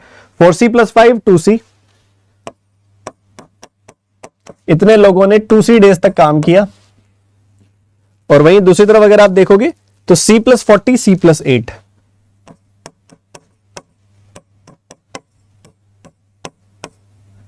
इतने दिनों तक इन्होंने काम किया, ठीक है। तो ये आ गया कितना, 8c स्क्वायर प्लस 10c, ये आ गया c square plus 8c plus 40c, मतलब 48c इज इक्वल टू 320। ठीक है, बढ़िया है जी। इधर ले आओ 7c स्क्वायर, उसके बाद कितना आ गया माइनस 38c, और क्या आ गया माइनस 320। चलो बढ़िया जी, बढ़िया।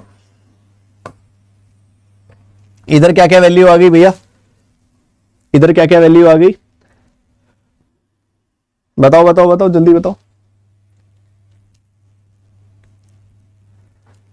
70-32 आ रही है ना इसके रूट्स, 70-32, क्योंकि अगर आप देखोगे ना इधर से 7 निकल के आ रहा है, इधर से 32 इंटू 10 निकल के आ रहा है, और 70 और 32 का डिफरेंस जो आता है वो 38 आता है। तो 70-32 आ गई वैल्यू, 7 से डिवाइड कर दिया। सो ये तो इंटीग्रल आएगा नहीं, फ्रैक्शनल अलाउड नहीं है, 10 आ जाएगी सी की वैल्यू। बताओ कितना मुश्किल था, वैसे बताओ एक सीधी सी बात, मुश्किल तो था, पर अभी तुम बैठे हो रजाई में रिलैक्स, नाश्ता करके या करने वाले होगे, रिलैक्स हो, टेंशन नहीं है। टेंशन नहीं है कि पता नहीं मेरे गुड अटेम्प्ट्स पूरे हो पाएंगे कि नहीं, टेंशन नहीं है कि घर जाके यूट्यूब पे जो वीडियो देखूंगा कट ऑफ इतनी जा सकती है, या फिर गुड अटेम्प्ट्स इतने हो सकते हैं, क्या मेरे उतने अटेम्प्ट हो पाएंगे कि नहीं। ये टेंशन तुम पेपर के बीच में लेके बैठे होते हो। तुमको ये टेंशन होती है कहीं मैं क्वेश्चन शुरू करूंगा वेरिएबल सॉल्व ही ना हो तो। तुमको ये टेंशन होती है वहां पेपर में कि सर मेरे पास अब सिर्फ 11 मिनट बचे हुए हैं, मैं मेंस की डीआई उठाऊं, कहीं ना निकली तो वहां ना टेंशन प्रेशर बहुत होता है। उस टेंशन प्रेशर को बरकरार रखते हुए, बनाए रखते हुए जब इस डीआई को सॉल्व करते हो ना तो मुश्किल होता है। अब मैं तुमको एक बात बोलूं कि ना, तुम्हारा बहुत सिंपल सी कोई चीज बोलूं तुमको करने के लिए।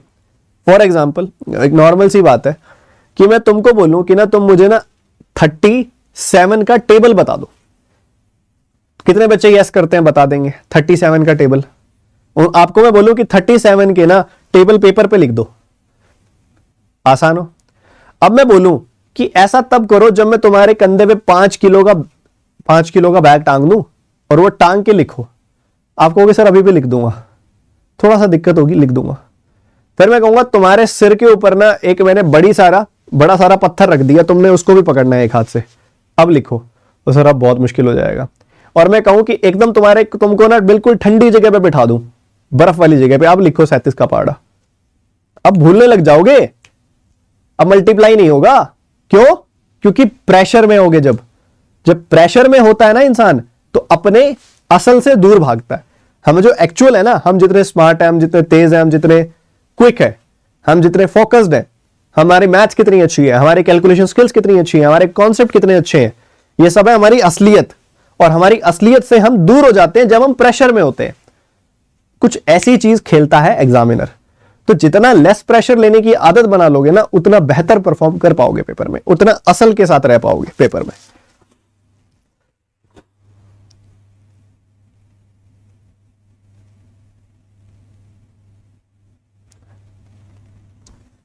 कुछ बच्चे भी 75 वाले पे ही हैं। हाँ, तो 75 गुना 2 करोगे तो 150 आएगा। फिर 3 का 5 गुना क्या होता है, 15, 30 का 5 गुना 150 ही तो होता है। तो वही तो किया है मैंने, और क्या किया है, क्या कर रहे हो।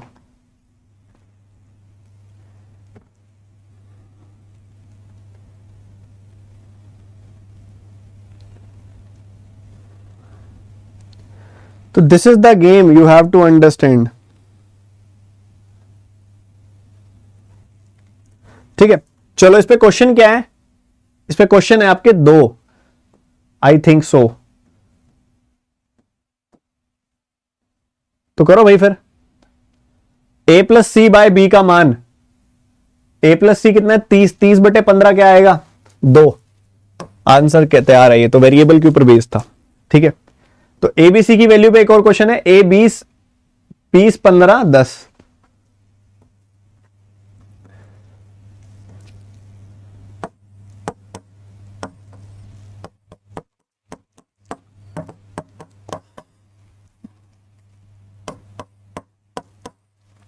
करो क्वेश्चन, बताओ आंसर बताओ।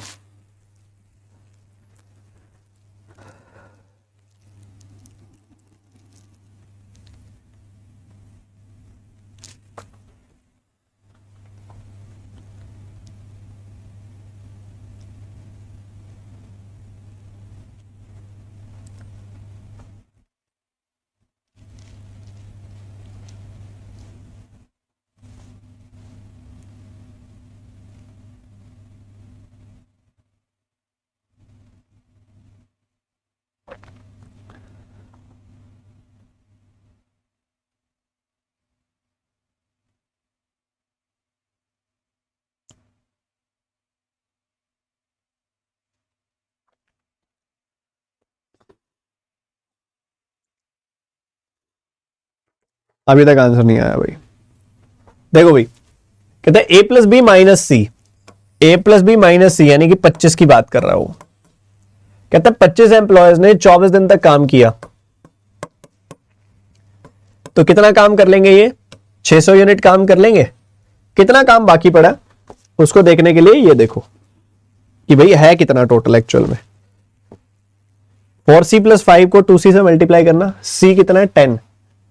ठीक है, तो 4c यानी कि 40 प्लस 5 यानी कि 45, 2c मतलब 20, तो 45 इंटू 20 900 यूनिट्स काम है। ठीक है, 900 यूनिट्स काम है और उसमें से 600 हो चुका है, 300 बाकी पड़ा। अब 300 किसने करना है 0.6 a यानी कि 6, 10 का 0.6 टाइम यानी कि 6, 6 प्लस 8, 14 लोगों ने करना है बचा हुआ काम। 14 लोगों ने करना है बचा हुआ काम, तो कितने दिनों में कर देंगे 300/14, कितने दिनों में कर देंगे। नहीं नहीं नहीं नहीं नहीं 12 प्लस 8 20 लोगों ने। ठीक है, सी नहीं लेना बी ए लेना है, तो ये 20 है ना। 20 अगर आप देखोगे तो 0.6 इंटू 20 यानी कि 12, 12 प्लस 8 20 लोगों ने करना है काम। अगर 20 लोग ये काम करेंगे तो 30/20 यानी कि 15 दिनों में कर लेंगे। अब इसमें से किस ऑप्शन से 15 आ रहा है ये चेक कर लो। 3c माइनस ए से 15 आ जाएगा, नहीं आएगा। 2b प्लस सी से 15 आ जाएगा, नहीं आएगा। a प्लस बी माइनस सी से 15 आएगा शायद, नहीं 25 आ रहा है। a प्लस 2c से नहीं भाई 15 तो किसी से भी नहीं आ रहा, तो 15 एम्प्लॉयज आना चाहिए answer. None of these is the answer, none of these is the answer.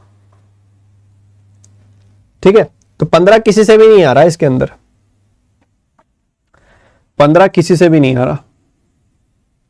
ठीक है, none of these is the answer. चलें आगे, अभी बहुत रोमांचक काम पड़ा है, सबसे रोमांचक दिखाऊं।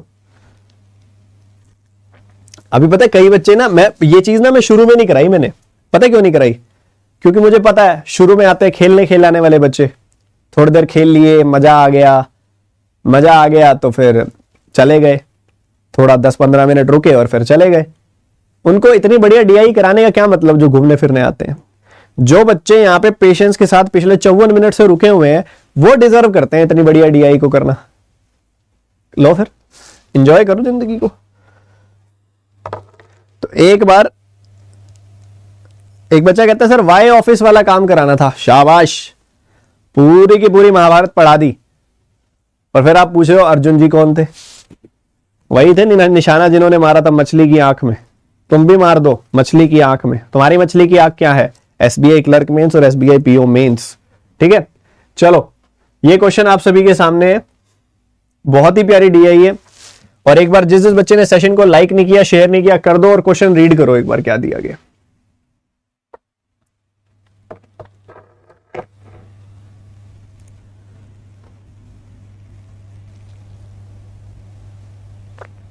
दोनों के दोनों वर्क सेम है बच्चे, जो कह रहा था ना वाई वाला वर्क है first pie chart represent percentage wise distribution of amounts by 5 person invested in simple interest. Total amount invested by 5 person is 30,000. ठीक है जी, बढ़िया. उसके बाद क्या बोलता है वो, आप इसको परसेंटेज में मत निकालो, आप ये देख लो बस कि 360 डिग्री का मतलब है 30,000. ठीक है, 30,000. तो 1 डिग्री का मतलब कितना हो गया, 30,000 बाय 360. ठीक है, तो आप इसको 6 से काटोगे, 6 बार कटेगा, और इसको 6 से काटोगे आप तो आपको 500 मिल जाएगा. तो इसी से काम चल जाएगा कि हर जगह आप 500/6 से गुना कर दो. ठीक है, 500/6 से आप गुना कर दो, उसी से काम चल जाने वाला है मेरे हिसाब से. हाँ, चल जाएगा. हर जगह 500/6 से गुना कर दो, 1 डिग्री से पता लग गया. तो इधर 500/6 से गुना किया तो क्या मिल जाएगा आपको, 5,000 लिख दिया. फिर आपने 5,000. इधर 500/6 से गुना करोगे तो क्या आ जाएगा. ठीक है, 6 से काटोगे, 1 बार कटा, 6 से काटोगे 4 बार, फिर 4 बार, 1440 आ जाएगी वैल्यू. नहीं, ये आ जाएगी 720, 7200 आ जाएगी वैल्यू. बिल्कुल बढ़िया. इसको 500/6 से गुना करोगे तो कितना आ जाएगा, 6,000 आ जाएगी वैल्यू. इसको मल्टीप्लाई करोगे 500/6 से तो 8 का 5 गुना 4,000 आ जाएगी वैल्यू. और धीरज, इसको 500/6 से गुना करोगे तो क्या आ जाएगा,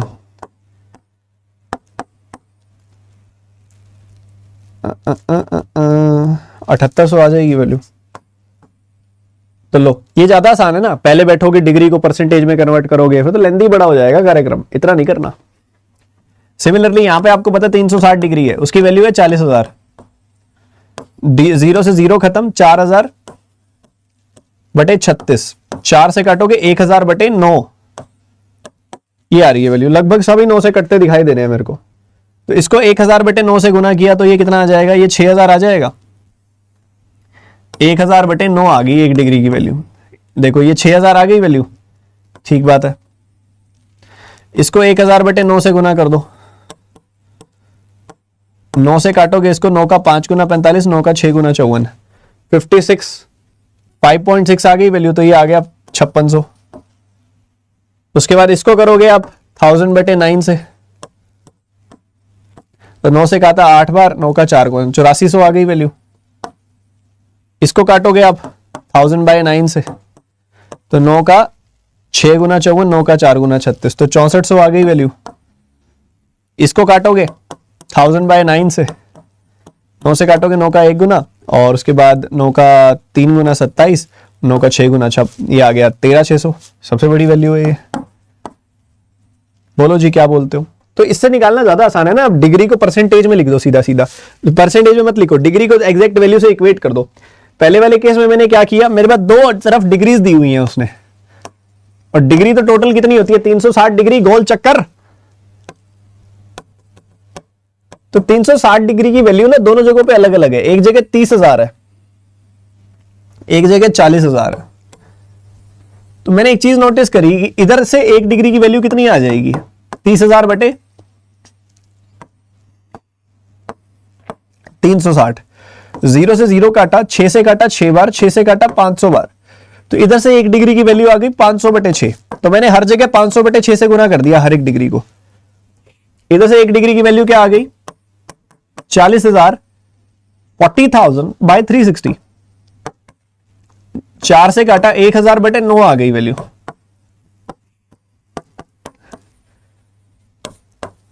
ये आ गई वैल्यू. तो इससे मैंने मल्टीप्लाई कर दिया. इससे क्या हो गया, मेरा काम बच गया, मेरा एक स्टेप बच गया. मेरे को एग्जैक्ट वैल्यू पहले चाहिए थी, वो निकल गई. अब और कुछ चाहिए नहीं, टेंशन ही नहीं है अपने को. तो ये है एसआई की इन्वेस्टमेंट. अमित ने एसआई पे 5,000 डाले, अनिल ने 7200 डाले, इसने 6,000 डाले, इसने 4,000 डाले, और इसने 7800 डाले. अमित ने सीआई पे कंपाउंड इंटरेस्ट पे 6,000 डाले, इधर 5600 डाले, इधर 8400 डाले, इधर 6400 डाले, इधर 13,600 डाले. क्लियर है बाबा. बोलो बाबा क्लियर है. अमित, अनिल, भास्कर, चिराग, धीरज. अमित, अनिल, भास्कर, चिराग, धीरज, इनकी एसआईसीआई की इन्वेस्टमेंट्स का पता लग गया कितनी है. तो मेरी बात मानो, फटाफट से नोट डाउन कर लो यार एक बार जल्दी से.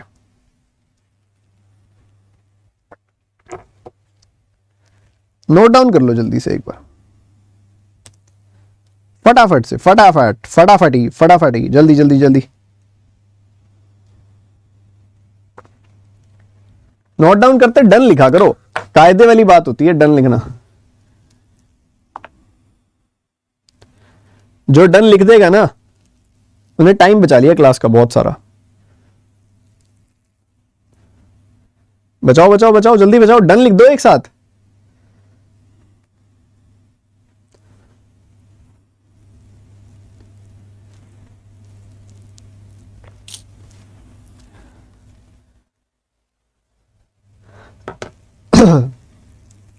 चलो शाबाश, बहुत बढ़िया। चलो पहला सवाल इसमें क्या है, हिंदी मीडियम वाले बच्चों के लिए भी है डेटा। फटाफट करो फिर मैं भी शुरू करता हूं, साथ साथ करेंगे, दोनों साथ साथ करेंगे, आप भी करो मैं भी करता हूं, जल्दी जल्दी आपके साथ साथ ही शुरू कर दूंगा मैं भी। करो इसको सॉल्व।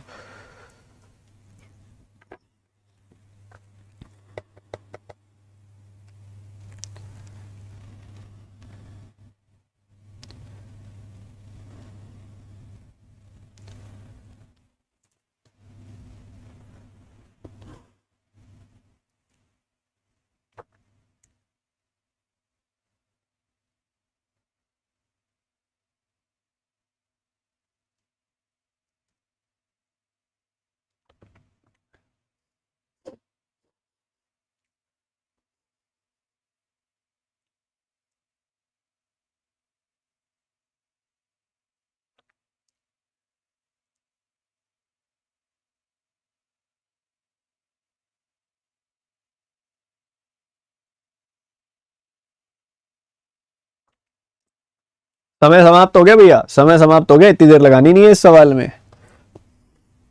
अब वो क्या गेम खेलता है, ऐसे वेरिएबल दे के गेम खेलता है वो। ऐसे वेरिएबल देगा, आप उसी हिसाब से नंबर मानोगे, उसी हिसाब से गड़बड़ कर दोगे। ठीक है, एक ये वेरिएबल दे दिया, एक ये वेरिएबल दे दिया, और बाद में इन्हीं दोनों की रेशो पूछ ली आपसे। अब स्मार्टली पता क्या, वेरिएबल को ढंग से समझो। वेरिएबल कैसे समझा जाएगा, जब आपको मल्टीप्लिकेटिव फैक्टर जो कि परसेंटेज है वो समझ में आ जाएगा सही से। ठीक है आवाज निकल जाए बस सही से। तो ये सिंपल इंटरेस्ट 8% 5.5 सालों के लिए कितना हो जाएगा, 44% इंटरेस्ट आ जाएगा। सिंपल इंटरेस्ट है, डायरेक्ट मल्टीप्लाई हो जाएगा। ठीक है, बढ़िया है। 44% इंटरेस्ट निकालना है, और दूसरी तरफ 15% के हिसाब से 2 सालों तक इंटरेस्ट निकालना है, यहां पे कंपाउंड। ठीक है, 15% की फ्रैक्शन क्या होती है, बोलो बाबा, भूल गए, 3/20, मतलब 20 रुपए बन जाएंगे 23 रुपए, 20 रुपए बन जाएंगे 23 रुपए। इंटरेस्ट आ जाएगा 400 रुपए निवेश करोगे तो 529 बन जाएंगे, मतलब इंटरेस्ट आ जाएगा 129 का। कॉमन सेंस है, दिमाग में करने वाली चीज है। तो 15% के हिसाब से जब पैसा डालोगे ना तो इंटरेस्ट आ जाएगा 129 बटे में 400 का, ये आपके सामने। ठीक है, अब आपको पता है अनिल की बात हो रही है। अनिल ने कहा गया, अनिल ने 7200 रुपीज तो डाले हुए यहां पे सिंपल में, और कंपाउंड में डाले हुए 5600 रुपए। तो कंपाउंड का तो डायरेक्टली आ गया 5600 रुपए, 5600 रुपए इधर, और इधर डाले हुए थे उसने कितने, इधर डाले हुए उसने 7200 रुपए। हम क्या करेंगे, एन को मान लेंगे 100 यूनिट्स। ठीक है, तो ये आ गया 7200, तो एन बढ़ा दिया था तो 100 यूनिट्स हो गई वैल्यू। ठीक है, इतनी आ गई। तो ये टोटल इंटरेस्ट आ रहा है, ये टोटल इंटरेस्ट आ रहा है। ठीक है, अब कैसे निकालोगे, परसेंटेज से 2 जीरो खत्म। 72 का 4 गुना कितना होता है, 288। ठीक है, और 72 का 4 गुना 288, इसका 11 गुना कर दो, 2 8, 8 और 8 16, 6 इधर एक कैरी, 8 और 2 10 और 1 11, एक कैरी, 3168, 3168 रुपीज का इंटरेस्ट, प्लस 44 यूनिट्स का इंटरेस्ट, प्लस इधर से कितना आ जाएगा, 14 बार कटेगा। 129 को 14 से गुना करना है। 129 को ऐसा सोचो, इसको 14 से गुना करो, 14 गुना 11 13, कितना होता है 182। So it will become 1806। इतना टोटल इंटरेस्ट आ रहा है। इनको जोड़ दो जरा, 1800 और 3100 कितना होता है, 4900, 4900 होता है ना, 4900 और ये हो गया 74, 4974 का इंटरेस्ट आ गया, 44 यूनिट्स एक्स्ट्रा आ गया, और टोटल भाई कह रहा था 6558 का आ रहा है, 6558 का आ रहा है। घटा दो इसमें से, कितना आ रहा है, 6500 में से ये गया तो 1500 1600, 1600 में से माइनस करना पड़ेगा कुछ, ठीक है। कितना आ रहा है? 1500 कुछ ऐसा कुछ आ रहा है ना। बोलो बोलो बोलो। 1600 में से 16 कम। हाँ जी, 1600 में से 16 कम, यानी कि 1576 का इंटरेस्ट आ रहा है, ठीक है। तो ये 44 यूनिट के बराबर आ गया। इधर से 1 यूनिट की वैल्यू पता लग जाएगी और 100 यूनिट की वैल्यू पता लग जाएगी। पहले बताओ, इतनी बात क्लियर है सबको? अरे बोलो मेरे भाई। 1584, 84 यार, हाँ 16 कम ना, तो 84 आएगा, 76 थोड़ी आएगा, ठीक है। ये आ गई वैल्यू। अब इसको 11 से काट दो, 4 बार कट गया, 11 से काटा 1 बार कटा, 11 से काटा 4 बार, 4 बार 4 से काटा, तो ये कितनी आ गई वैल्यू? 36 आ गई। तो 1 यूनिट की वैल्यू 36, तो 100 यूनिट की वैल्यू कितनी आ गई? 3600। मतलब पहली वैल्यू आ गई 3600। दूसरी तो बहुत आसान है, 8.5% सिंपल इंटरेस्ट 8 सालों तक, गुना करना जरा, 17 चौके 68, 68% का इंटरेस्ट आ जाएगा। 68% अगर बराबर है 5780 के, 68% यानी कि 17/25 ऑफ प्रिंसिपल, ये बराबर है किसके? बोलो यार, 5780 के बराबर है। तो इधर से डायरेक्टली आ जाएगा तुम्हारे पास कि प्रिंसिपल कितना है। बोलो बाबा। सोच रहे हैं अभी भी बच्चे, अरे यार क्या कर रहे हो तुम?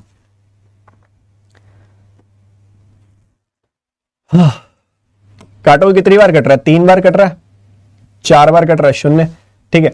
तो प्रिंसिपल आ गया कुल मिला के 340 गुना 25, ठीक है। 25 को लिख दो 100/4, 4 से काटोगे 170, 170 का आधा 85, 8500 रुपए आ गए।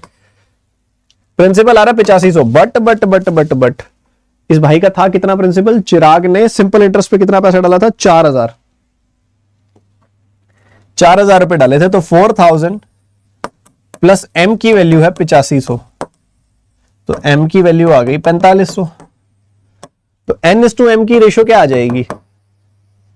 n/m की रेशो क्या आ जाएगी? ये आ जाएगी 3600 4500।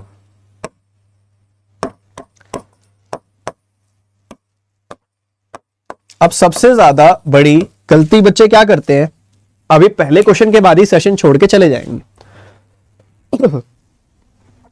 बिकॉज दे थिंक कि ये क्वेश्चन बहुत ज्यादा मुश्किल है और एग्जाम लेवल का नहीं है।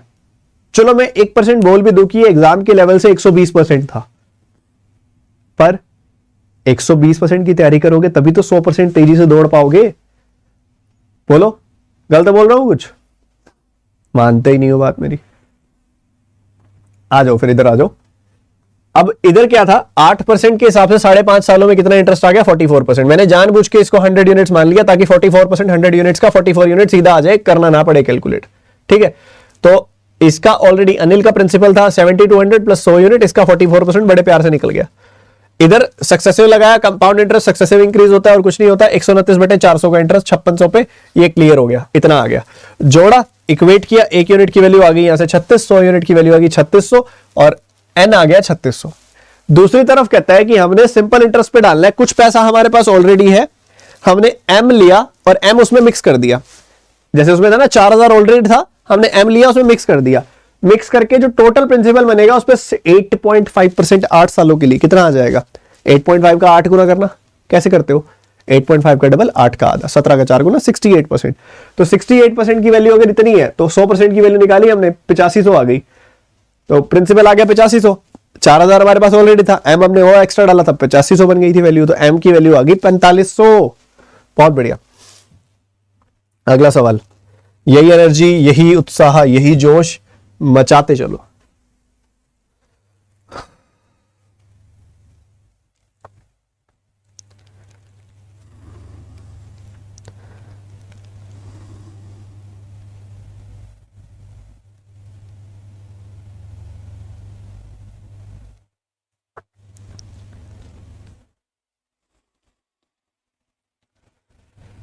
अरे आईबीपीएस पीओ सौरभ, कोई ज्यादा मुश्किल नहीं था अगर आप स्मार्टली करते तो। उसमें से बड़े आराम से 15-20 नंबर निकालना था आसान। मैं आज एक चीज सिखाऊंगा तुमको, क्लास के बाद ना एक वीडियो बनाऊंगा, एक खास चीज सिखाता हूं तुमको।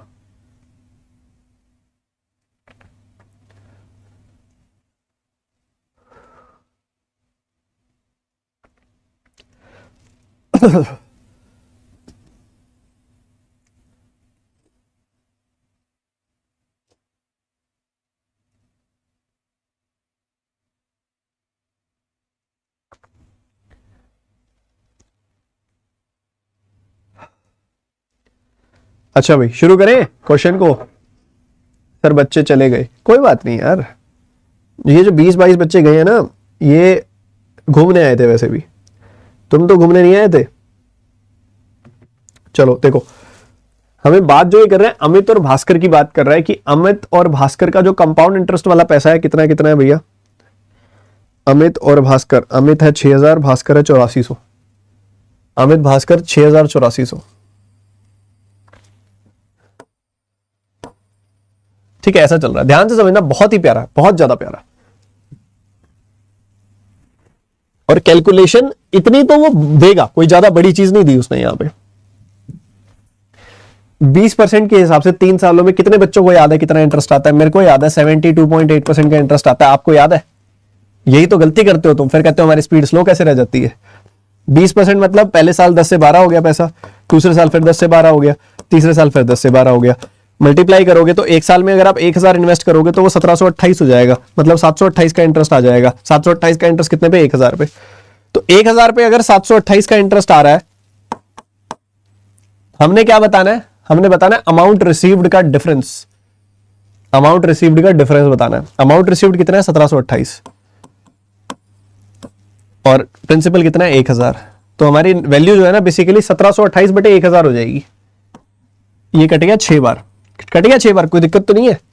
17 का 6 गुना 102 और 2 जीरो लग गई। 28 का 6 गुना कितना होता है? वही 14 के 6 गुना का डबल, 84 का डबल, 168। क्या इतनी बात क्लियर है सबको कि पहले केस में इतना इंटरेस्ट आ जाएगा, अमाउंट आ जाएगा, सॉरी 10368। क्लियर है? 10368 क्लियर है? शाबाश। अगर हम बात करें दूसरी तरफ, 4 साल 10% की बात कर रहा है वो, 4 साल 10%, तो 14641 हो जाएगी वैल्यू। भाई एक साल में 10 से 11 होती है वैल्यू, तो 4 साल में 10 से 11, 10 से 11, 10 की पावर 4 से 11 की पावर 4 हो जाएगा सीधा सीधा। मतलब 10,000 से 14641 बन जाएगी वैल्यू। तो यहां पे दिख रहा है मुझे 14641 बटे 10,000, ये आ जाएगी वैल्यू। ठीक है, तो 2 जीरो से 2 जीरो खत्म, बाकी मल्टीप्लाई कर दो, प्योर मल्टीप्लाई कर दो। कैसे करोगे? कैसे करोगे? कैसे करोगे? 8 गुना 4 गुना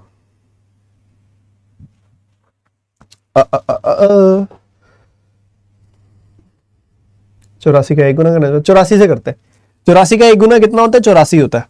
ठीक है, और उसके बाद कितने जीरो लगेंगे? 1 2 3 4, 4 जीरो लगेंगे। ठीक है, बढ़िया। उसके बाद बहुत ज्यादा डिफरेंस नहीं आ रहा अमाउंट का, इधर 10,000 जा रही है वैल्यू। अच्छा नहीं, डेसिमल भी तो आएगा अभी। ठीक है ठीक है ठीक है, बढ़िया बढ़िया बढ़िया। तो 84 का ये हो गया। 84 का 4 गुना कितना होता है? 8 का 4 गुना 32 और 4 का 4 गुना 16, 336 होता है। तो 336 और फिर पीछे 3 जीरो। ठीक है, 84 336 होता है, ये लिख लो, दोबारा जरूरत पड़ेगी। अच्छा, 84 का 6 गुना कितना होता है? 8 का 6 गुना 48, 480। 84 का 6 4 का 6 गुना कितना होता है? 24, 504। 504, तो पीछे 2 जीरो लगा दो और फिर 504 लगा दो। फिर 84 का दोबारा से 4 गुना करना है। 4 गुना कितना होता है? 336, पीछे लगानी है 1 जीरो, 336। ठीक है, और 84 का 1 गुना कितना होता है? 84। बढ़िया जी बढ़िया, बहुत ही बढ़िया, बढ़िया, बहुत बढ़िया। 4 आएगा, 4 आएगा। ठीक है, 1 कैरी जाएगा, फिर 8 आएगा, फिर कोई कैरी नहीं जाएगा। 6 और 3 9 आएगा, फिर 7 और 5 12 आएगा, फिर 9 और 3 12 आएगा। ठीक है, और डेसिमल लग जाएगा क्योंकि पीछे नीचे 100 है ना, तो डेसिमल लग जाएगा। तो 12,298.44 आ गई वैल्यू। इसमें से इसको घटा दो, आंसर तैयार है तुम्हारा, बिल्कुल रेडीमेड तैयार है। 12,000 में 10,000 गया, 2,000 रह गया, और 298 में से 368 चला गया, कितना आएगा? 68 into 70 माइनस का 70, 1830 1930 sorry 1930.44। Answer is C option.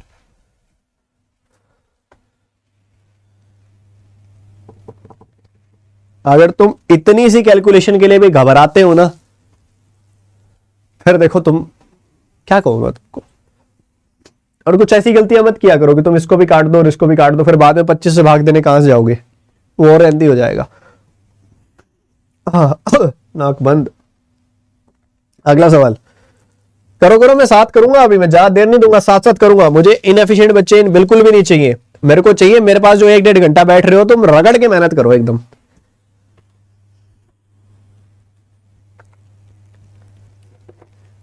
अभ्यास मैगजीन भाई मेरे को 2-3 दिन के अंदर अंदर देता हूं, ऑलमोस्ट रेडी है।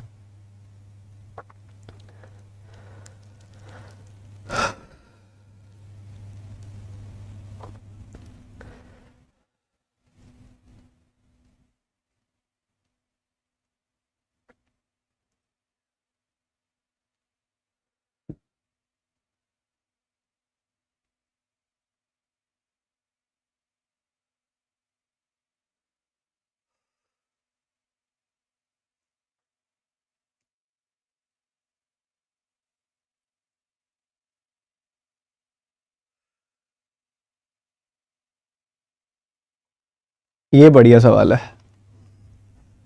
ये बढ़िया है, एकदम बढ़िया है ये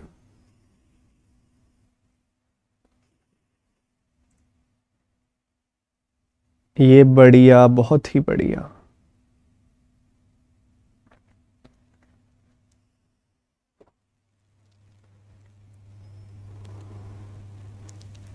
तुम्हें करना क्या है, देखो 5 साल में इंटरेस्ट आ रहा है इतना, तो 1 साल में कितना आ जाएगा, 5 से काट दो, 1716 इतना इंटरेस्ट आ जाएगा। ठीक है, 1 साल में इतना इंटरेस्ट आ जाएगा। पहले वाले टुकड़े का 23% आएगा, दूसरे वाले टुकड़े का 41% आएगा, और तीसरे वाले टुकड़े का 15% आएगा। ठीक है, और इन सब का सम जो आएगा वो 1716 आएगा। ठीक है, टुकड़े कितने कितने करने हैं, धीरज के सिंपल इंटरेस्ट की बात हो रही है। भैया कितना है धीरज का सिंपल इंटरेस्ट, धीरज भैया 7800 रुपए, इतना गंदा नंबर है, 7800 रुपए भाई डाले हैं इसने, तो 7800 टोटल है। और कह रहा है कि ना बीच वाला टुकड़ा 30% है स्कीम सी वाले टुकड़े से। तो तुम मान लो, इसको मान लो कि ये 1000 यूनिट है। ठीक है, तो ये हो जाएगा उसका 30% यानी कि 300 यूनिट, और ये कितना हो जाएगा, टोटल है 7800, तो 7800 माइनस 1300 यूनिट इतना हो जाएगा। घबराना मत, घबराओगे तो दिक्कत है फिर। 41 दिया कितना होता है 123, 15% कितना हो जाएगा इसका 150 यूनिट। ये दोनों तो हो गए ना बहुत आराम से। ठीक है, 23 का 78 गुना करना, कई बार थोड़ा ऐसे मन बहुत ज्यादा परेशान होगा, बट तुम्हें पता होना चाहिए कि 78 खुद ना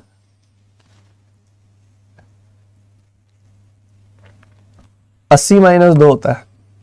ठीक है, 23 का 8 गुना कितना होगा, बहुत आसान है, 160 प्लस 24 184 है ना, ठीक कह रहा हूं ना मैं, 184, 160 प्लस 24, तो 1840 माइनस 46। ठीक है, ये आ जाएगी वैल्यू, तो ये सब्ट्रैक्ट करके कितना आएगा 1794, 1794 आ गई वैल्यू, माइनस ये कितनी आ जाएगी, तो बहुत आसान है, 260 प्लस 299 यूनिट्स आ गई।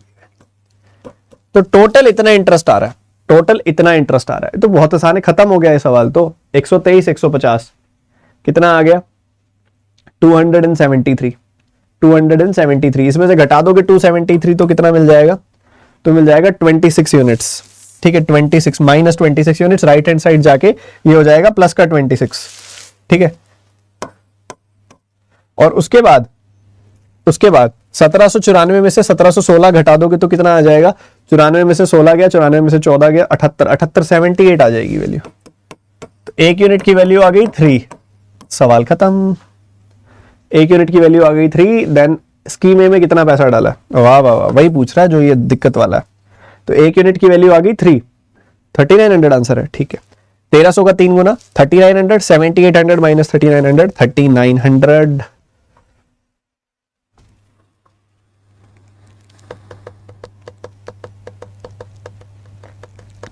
बोलो बाबा, मजा आ रहा है, आनंद की प्राप्ति हो रही है, थोड़ी ही सही हो तो रही होगी।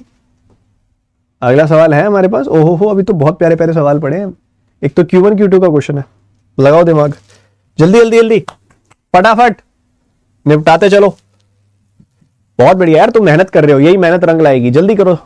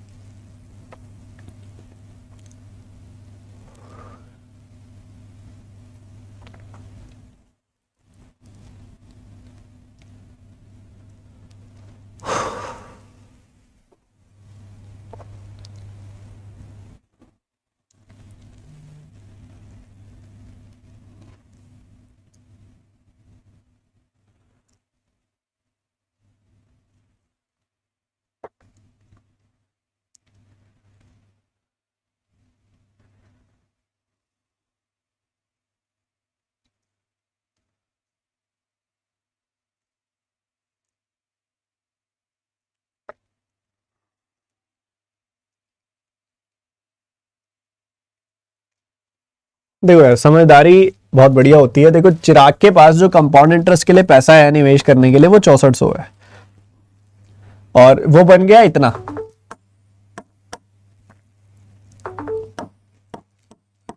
देखते ही हो गया क्वेश्चन कितना है, 12.5% आ रही है वैल्यू। देखो मैंने देख के बता दिया ऐसे ही। कई बच्चों को लग रहा होगा सर ने आंसर देखा होगा, मैं बताता हूं इतना जल्दी कैसे देख लिया। इनको 10-10 से गुना करो। जब बात 3 साल की है तो प्रिंसिपल और अमाउंट की रेशियो जो होगी बेसिकली वो परफेक्ट क्यूब्स होंगे। ये मुझे दिख रहा है कि ये 40 का क्यूब है, ये मुझे दिख रहा है 45 का क्यूब है। तो 1 साल में पैसा 40 से 45 हो रहा होगा, मतलब 8 से 9 हो रहा होगा, मतलब 1 का इंटरेस्ट आ रहा होगा 8 पे, मतलब 12.5% इंटरेस्ट। क्या इतना तेजी से कर लिया था तुमने? बोलो बाबा।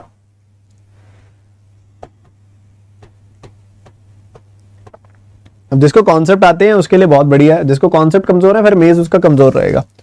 हम जानते हैं कि 1 साल में पैसा अगर ए से बी हो जाता है, 2 साल में फिर से ए से बी, तीसरे साल में फिर ए से बी, तो ओवरऑल वो ए के क्यूब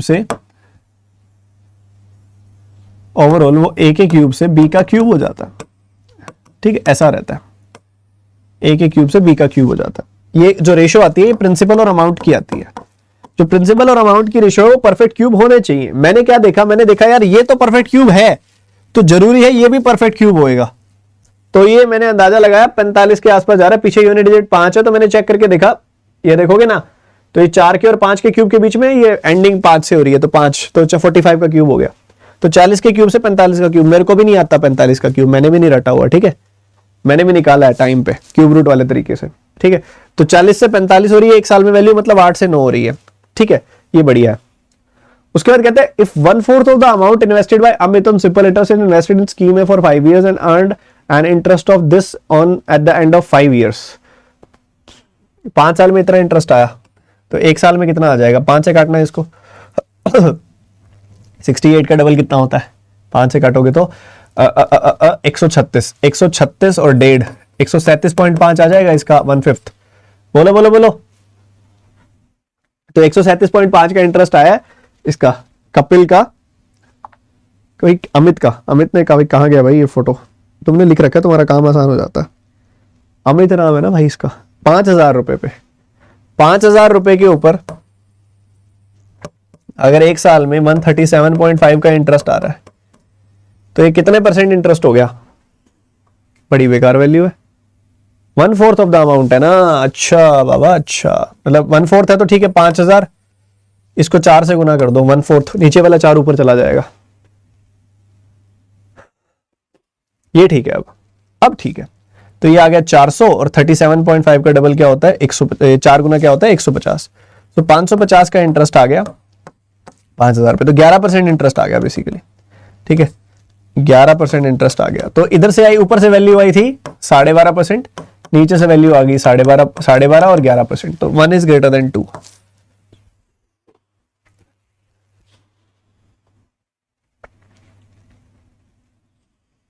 ठीक है भाई, समझ आ रही है बात मेरी?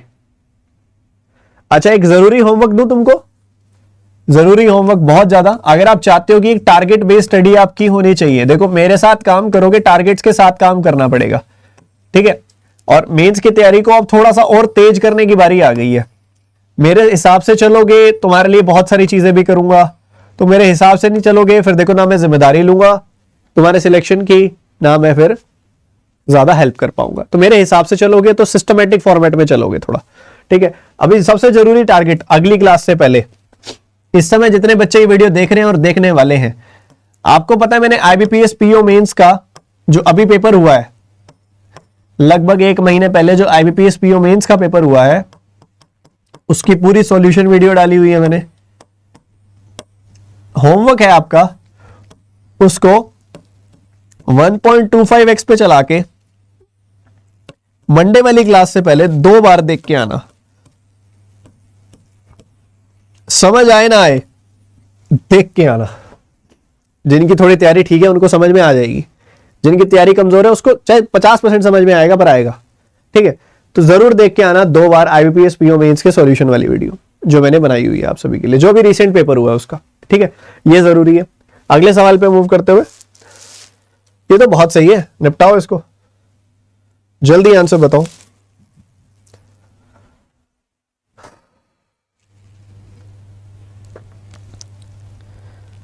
सर कल वाले होमवर्क वाले क्वेश्चन का सॉल्यूशन चाहिए, मिल जाएगा।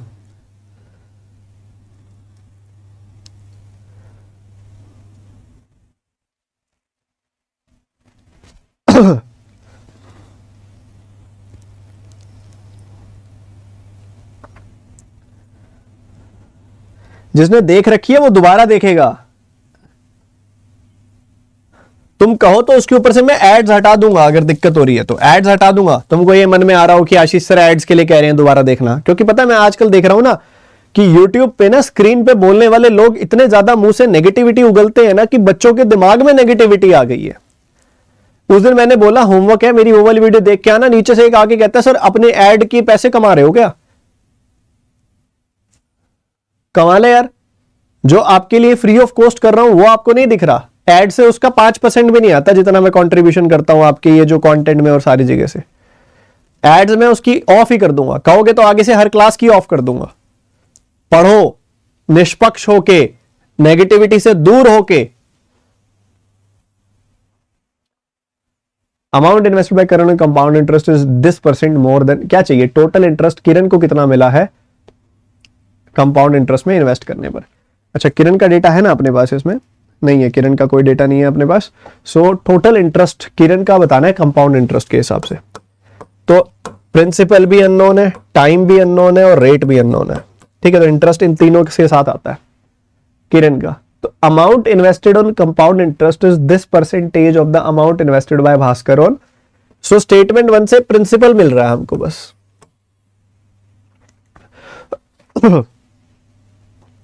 स्टेटमेंट 2 से क्या मिल रहा है, Kiran invested is amount at the rate equal to the overall rate of interest earned by Chirag on amount to be invested on CI or 8.56% for 3 years and by Dheeraj amount invested on 15% for 3 years। तो यहां से चलो rate मिल जाएगा। Time का है, time का है,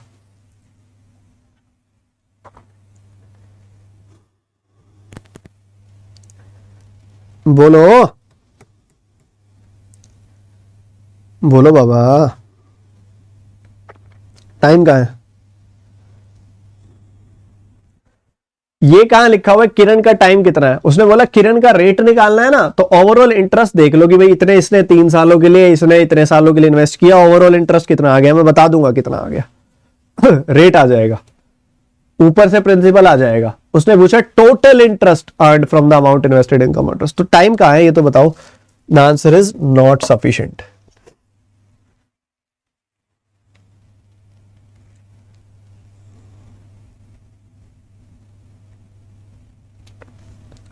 sir we love you, negative बातों पे आप भी ध्यान मत दीजिए, मैं तो देता ही नहीं होता, मैं तो बस उसको कहता हूं टेक केयर। जो नेगेटिव बोलता है ना ज्यादा, मैं समझ जाता हूं कि वो नेगेटिव क्यों बोल रहा है, ठीक है। सो मैं उसको बस प्यार से बोल देता हूं टेक केयर, ठीक है। तो परेशान नहीं होना बाबा, पढ़ाई पे ध्यान दो, नेगेटिविटी से दूर रखो खुद को, और जितना दूर रखोगे उतना आपके लिए बढ़िया। अब यार एक बहुत जरूरी चीज, कल वाले क्वेश्चन का होमवर्क पूछ रहे हैं कुछ बच्चे, होमवर्क का आंसर पूछ रहे हैं। वो डिस्कस कर लें एक बार।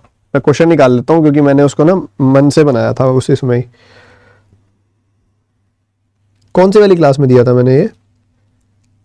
सुबह वाली क्लास में दिया था, शाम वाली क्लास में? नहीं, सुबह वाली, शाम वाली क्लास में दिया था। मैंने बोला था कि बाइंग के टाइम पे 40% की चीटिंग कर ली उसने। मतलब 40% मतलब 2/5, जहां पे उसको 5 लेके आना चाहिए था वो 7 लेके आया। ठीक है, फिर उसने 41.66% की मार्कअप कर दिया।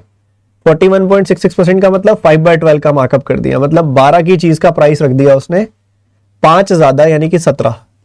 एक होमवर्क है, रुक जाओ वो लेते जाना। क्वेश्चन है, पहले ये देख लो। ये ऐसे किया था तुमने। फिर क्या बोला था? अरे हट जा भव्या, हट जा हट जा। हाँ, फिर 25% का डिस्काउंट दे दिया। फिर उसके बाद फिर 4 रुपए की चीज का प्राइस 3 रुपए कर दिया। और जब बेचने की बारी आई तो 1/6 की चीटिंग की। मतलब कस्टमर 6 रुपए लेके तैयार खड़ा था, उसने 5 रुपए का ही सामान दिया उसको बस। फिर ऐसे चल रहा है। तो ये क्लियरली, ये देखो, ये ना वैल्यूज ओवरलैपिंग है। जो वो एक्स्ट्रा लेके आया उसी का प्राइस बढ़ाएगा, जो बढ़ा हुआ प्राइस होगा उसी पे डिस्काउंट देगा, जो सेलिंग प्राइस होगा उसी पे चीटिंग करेगा। तो ये ओवरलैपिंग है, ओवरलैपिंग है, इसी वजह से यहां पे सक्सेसिव लग जाता है। ठीक है, सक्सेसिव लग जाता है बड़े आराम से इसके अंदर, क्योंकि ओवरलैपिंग है। या तो आप ऐसे कर लो, इन दोनों को सेम कर दो, इन दोनों को सेम कर दो, इन दोनों को सेम कर दो, वो लेंदी बहुत हो जाएगा।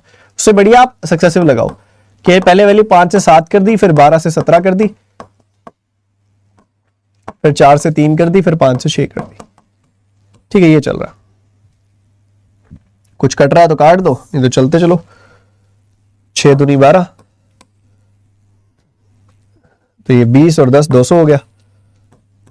और यहां क्या हो गया? 119 का 3 गुना 357, मतलब 157 का फायदा हो गया। कितने पे? 200 पे। तो 100 पे कितना? 78.5% आ गई वैल्यू। ठीक है भाई, बोलो बोलो बोलो बोलो बोलो बोलो भैया।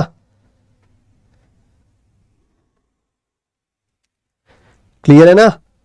होमवर्क दूं एक बढ़िया सा? होमवर्क दूं एक बढ़िया सा?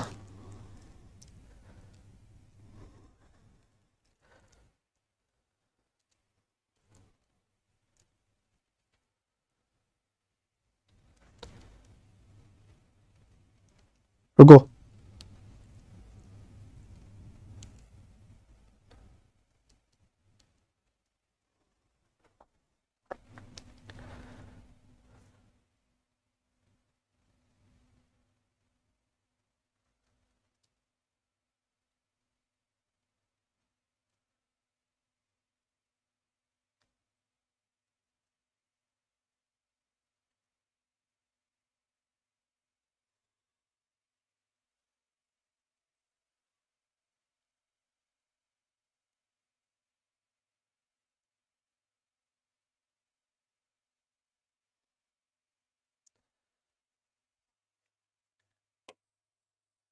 आठ प्राइम नंबर्स हैं, मैं इन्हीं को जोड़ रहा था। ठीक है, 8 प्राइम नंबर्स हैं और इन प्राइम नंबर्स का जो सम आया है ना वो 346 आया। ठीक है, ये रैंडम प्राइम नंबर्स हैं, रैंडम प्राइम नंबर्स हैं। कोई पैटर्न नहीं है कि लगातार हैं कि कौन से हैं, कोई पैटर्न नहीं है। रैंडम प्राइम नंबर्स है, उनका सम आया है इतना। नो प्राइम नंबर्स है। ठीक है, इसका सम आया इतना 346। ठीक है, इसके अंदर जो x है वो मिनिमम प्राइम नंबर है। मिनिमम मतलब इनमें लिया, मान लो सबसे छोटा क्या पता 7 लिया हो मैंने, सबसे छोटा क्या पता 13 लिया हो, सबसे छोटा क्या पता इसके अंदर मैंने 2 लिया हो, सबसे छोटा क्या पता मैंने इसके अंदर 19 लिया हो, क्या पता 23 लिया हो। कोई भी मिनिमम हो सकता है इन सब में, तो वो मिनिमम है सबसे। y जो है वो मैक्सिमम है। ठीक है, तो आपने बताना है मेरे को, सुनना,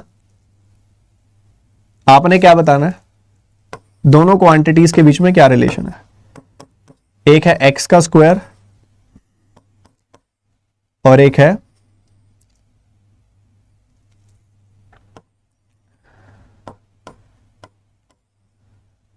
ठीक है ध्यान से करना, दोनों क्वांटिटीज में कौन सी बड़ी है वैल्यू, कौन सी छोटी है, ठीक है। मिनिमम प्राइम नंबर है ये मैक्सिमम प्राइम नंबर है। ये होमवर्क है, जिसने आंसर बता दिया बहुत बढ़िया, जिसने नहीं बताया अगली क्लास में डिस्कस करूंगा इसको, ठीक है, अगली क्लास में डिस्कस करूंगा इस क्वेश्चन को। कंसेक्यूटिव नहीं है, रैंडम प्राइम नंबर्स है, बोला ना मैंने, रैंडम प्राइम नंबर्स है। चलो सेशन करते हैं एंड भैया। जो भी बच्चा यहां पे शुरू से आखिर तक बना रहा, मेरी तरफ से उसको कमर पे एक तगड़े वाली थपथपाहट जो करते हैं ना, शाबाशी वाली थपथपाई करते हैं, जो मेरी तरफ से अपने आप को ऐसे ऐसे कर लो, शाबाश, जो शुरू से आखिर तक मेंस की क्लास में डटा रहा, ठीक है। सेशन यहीं पे एंड करते हैं। कल परसों की क्लास की पीडीएफ भी आपको मैंने नहीं दी है, आज वाली क्लास की भी नहीं दी है, इकट्ठी दे देता हूं अभी। और आप सभी बच्चे ऐसे ही फोकस के साथ काम करते रहो, मेहनत करते रहो। मिलते हैं अगली क्लास में। आप में से कोई बच्चा ऐसा है जो कंप्लीट सिलेबस पढ़ना चाहता है मुझसे और एक नॉमिनल सी फीस अफोर्ड कर सकता है, वो अनअकैडमी पर दौड़ के आ जाओ, क्योंकि दौड़ने का ही टाइम रह गया, क्योंकि बैच अब मंडे से स्टार्ट हो रहा है, ठीक है। मंडे से स्टार्ट हो रहा है आपका मेंस का कोर्स, यस अभी परसों से मंडे से स्टार्ट हो रहा है मेंस का कोर्स, बहुत ही गजब का, बहुत ही डिटेल्ड मैनर में, ठीक है। और पहली बार ऐसा हो रहा है जब मैं चीजों को थोड़ा सा डिफरेंट कर रहा हूं, अभी पता लगेगा आपको क्या डिफरेंट कर रहा हूं, मैं बताऊंगा, एक्सप्लेन करूंगा। और थर्सडे से आ रहा है आपका, यानी कि 29 से आ रहा है आपका फाउंडेशन बैच। तो आप अनअकैडमी की सब्सक्रिप्शन ले लो, लेट मत करो। प्लस वाली सब्सक्रिप्शन लेना, लाइट वाली में सिर्फ टेस्ट आएंगे, आइकॉनिक वाली थोड़ी महंगी पड़ जाएगी, बट इसमें कुछ चीजें एक्स्ट्रा होती हैं, तो देख लेना, मन करे तो ले लेना। प्लस वाली तो लेना ही लेना, ठीक है। आइकॉनिक में, इसमें लाइट में मेरी क्लासेस नहीं आएंगी, प्लस वाली में आएंगी। जितने भी टीचर पढ़ा रहे हैं ना अनअकैडमी पे, इन सभी की क्लासेस की अनलिमिटेड एक्सेस मिल जाएगी आपको, सभी की क्लासेस की, ठीक है। तो आप सभी के सभी बच्चे ये सब्सक्रिप्शन ले लो, जो भी प्लान कर रहे हो, बहुत बढ़िया रह जाएगा। और अनअकैडमी की फीस में मैक्सिमम डिस्काउंट लेने के लिए ना एक स्पेशल कोड होता है। कोड क्या होता है? TT10। ये एक वेरी वेरी इंपॉर्टेंट कोड है, लोग इसको नोट कर लो। इस कोड से आपको मैक्सिमम डिस्काउंट मिल जाता है,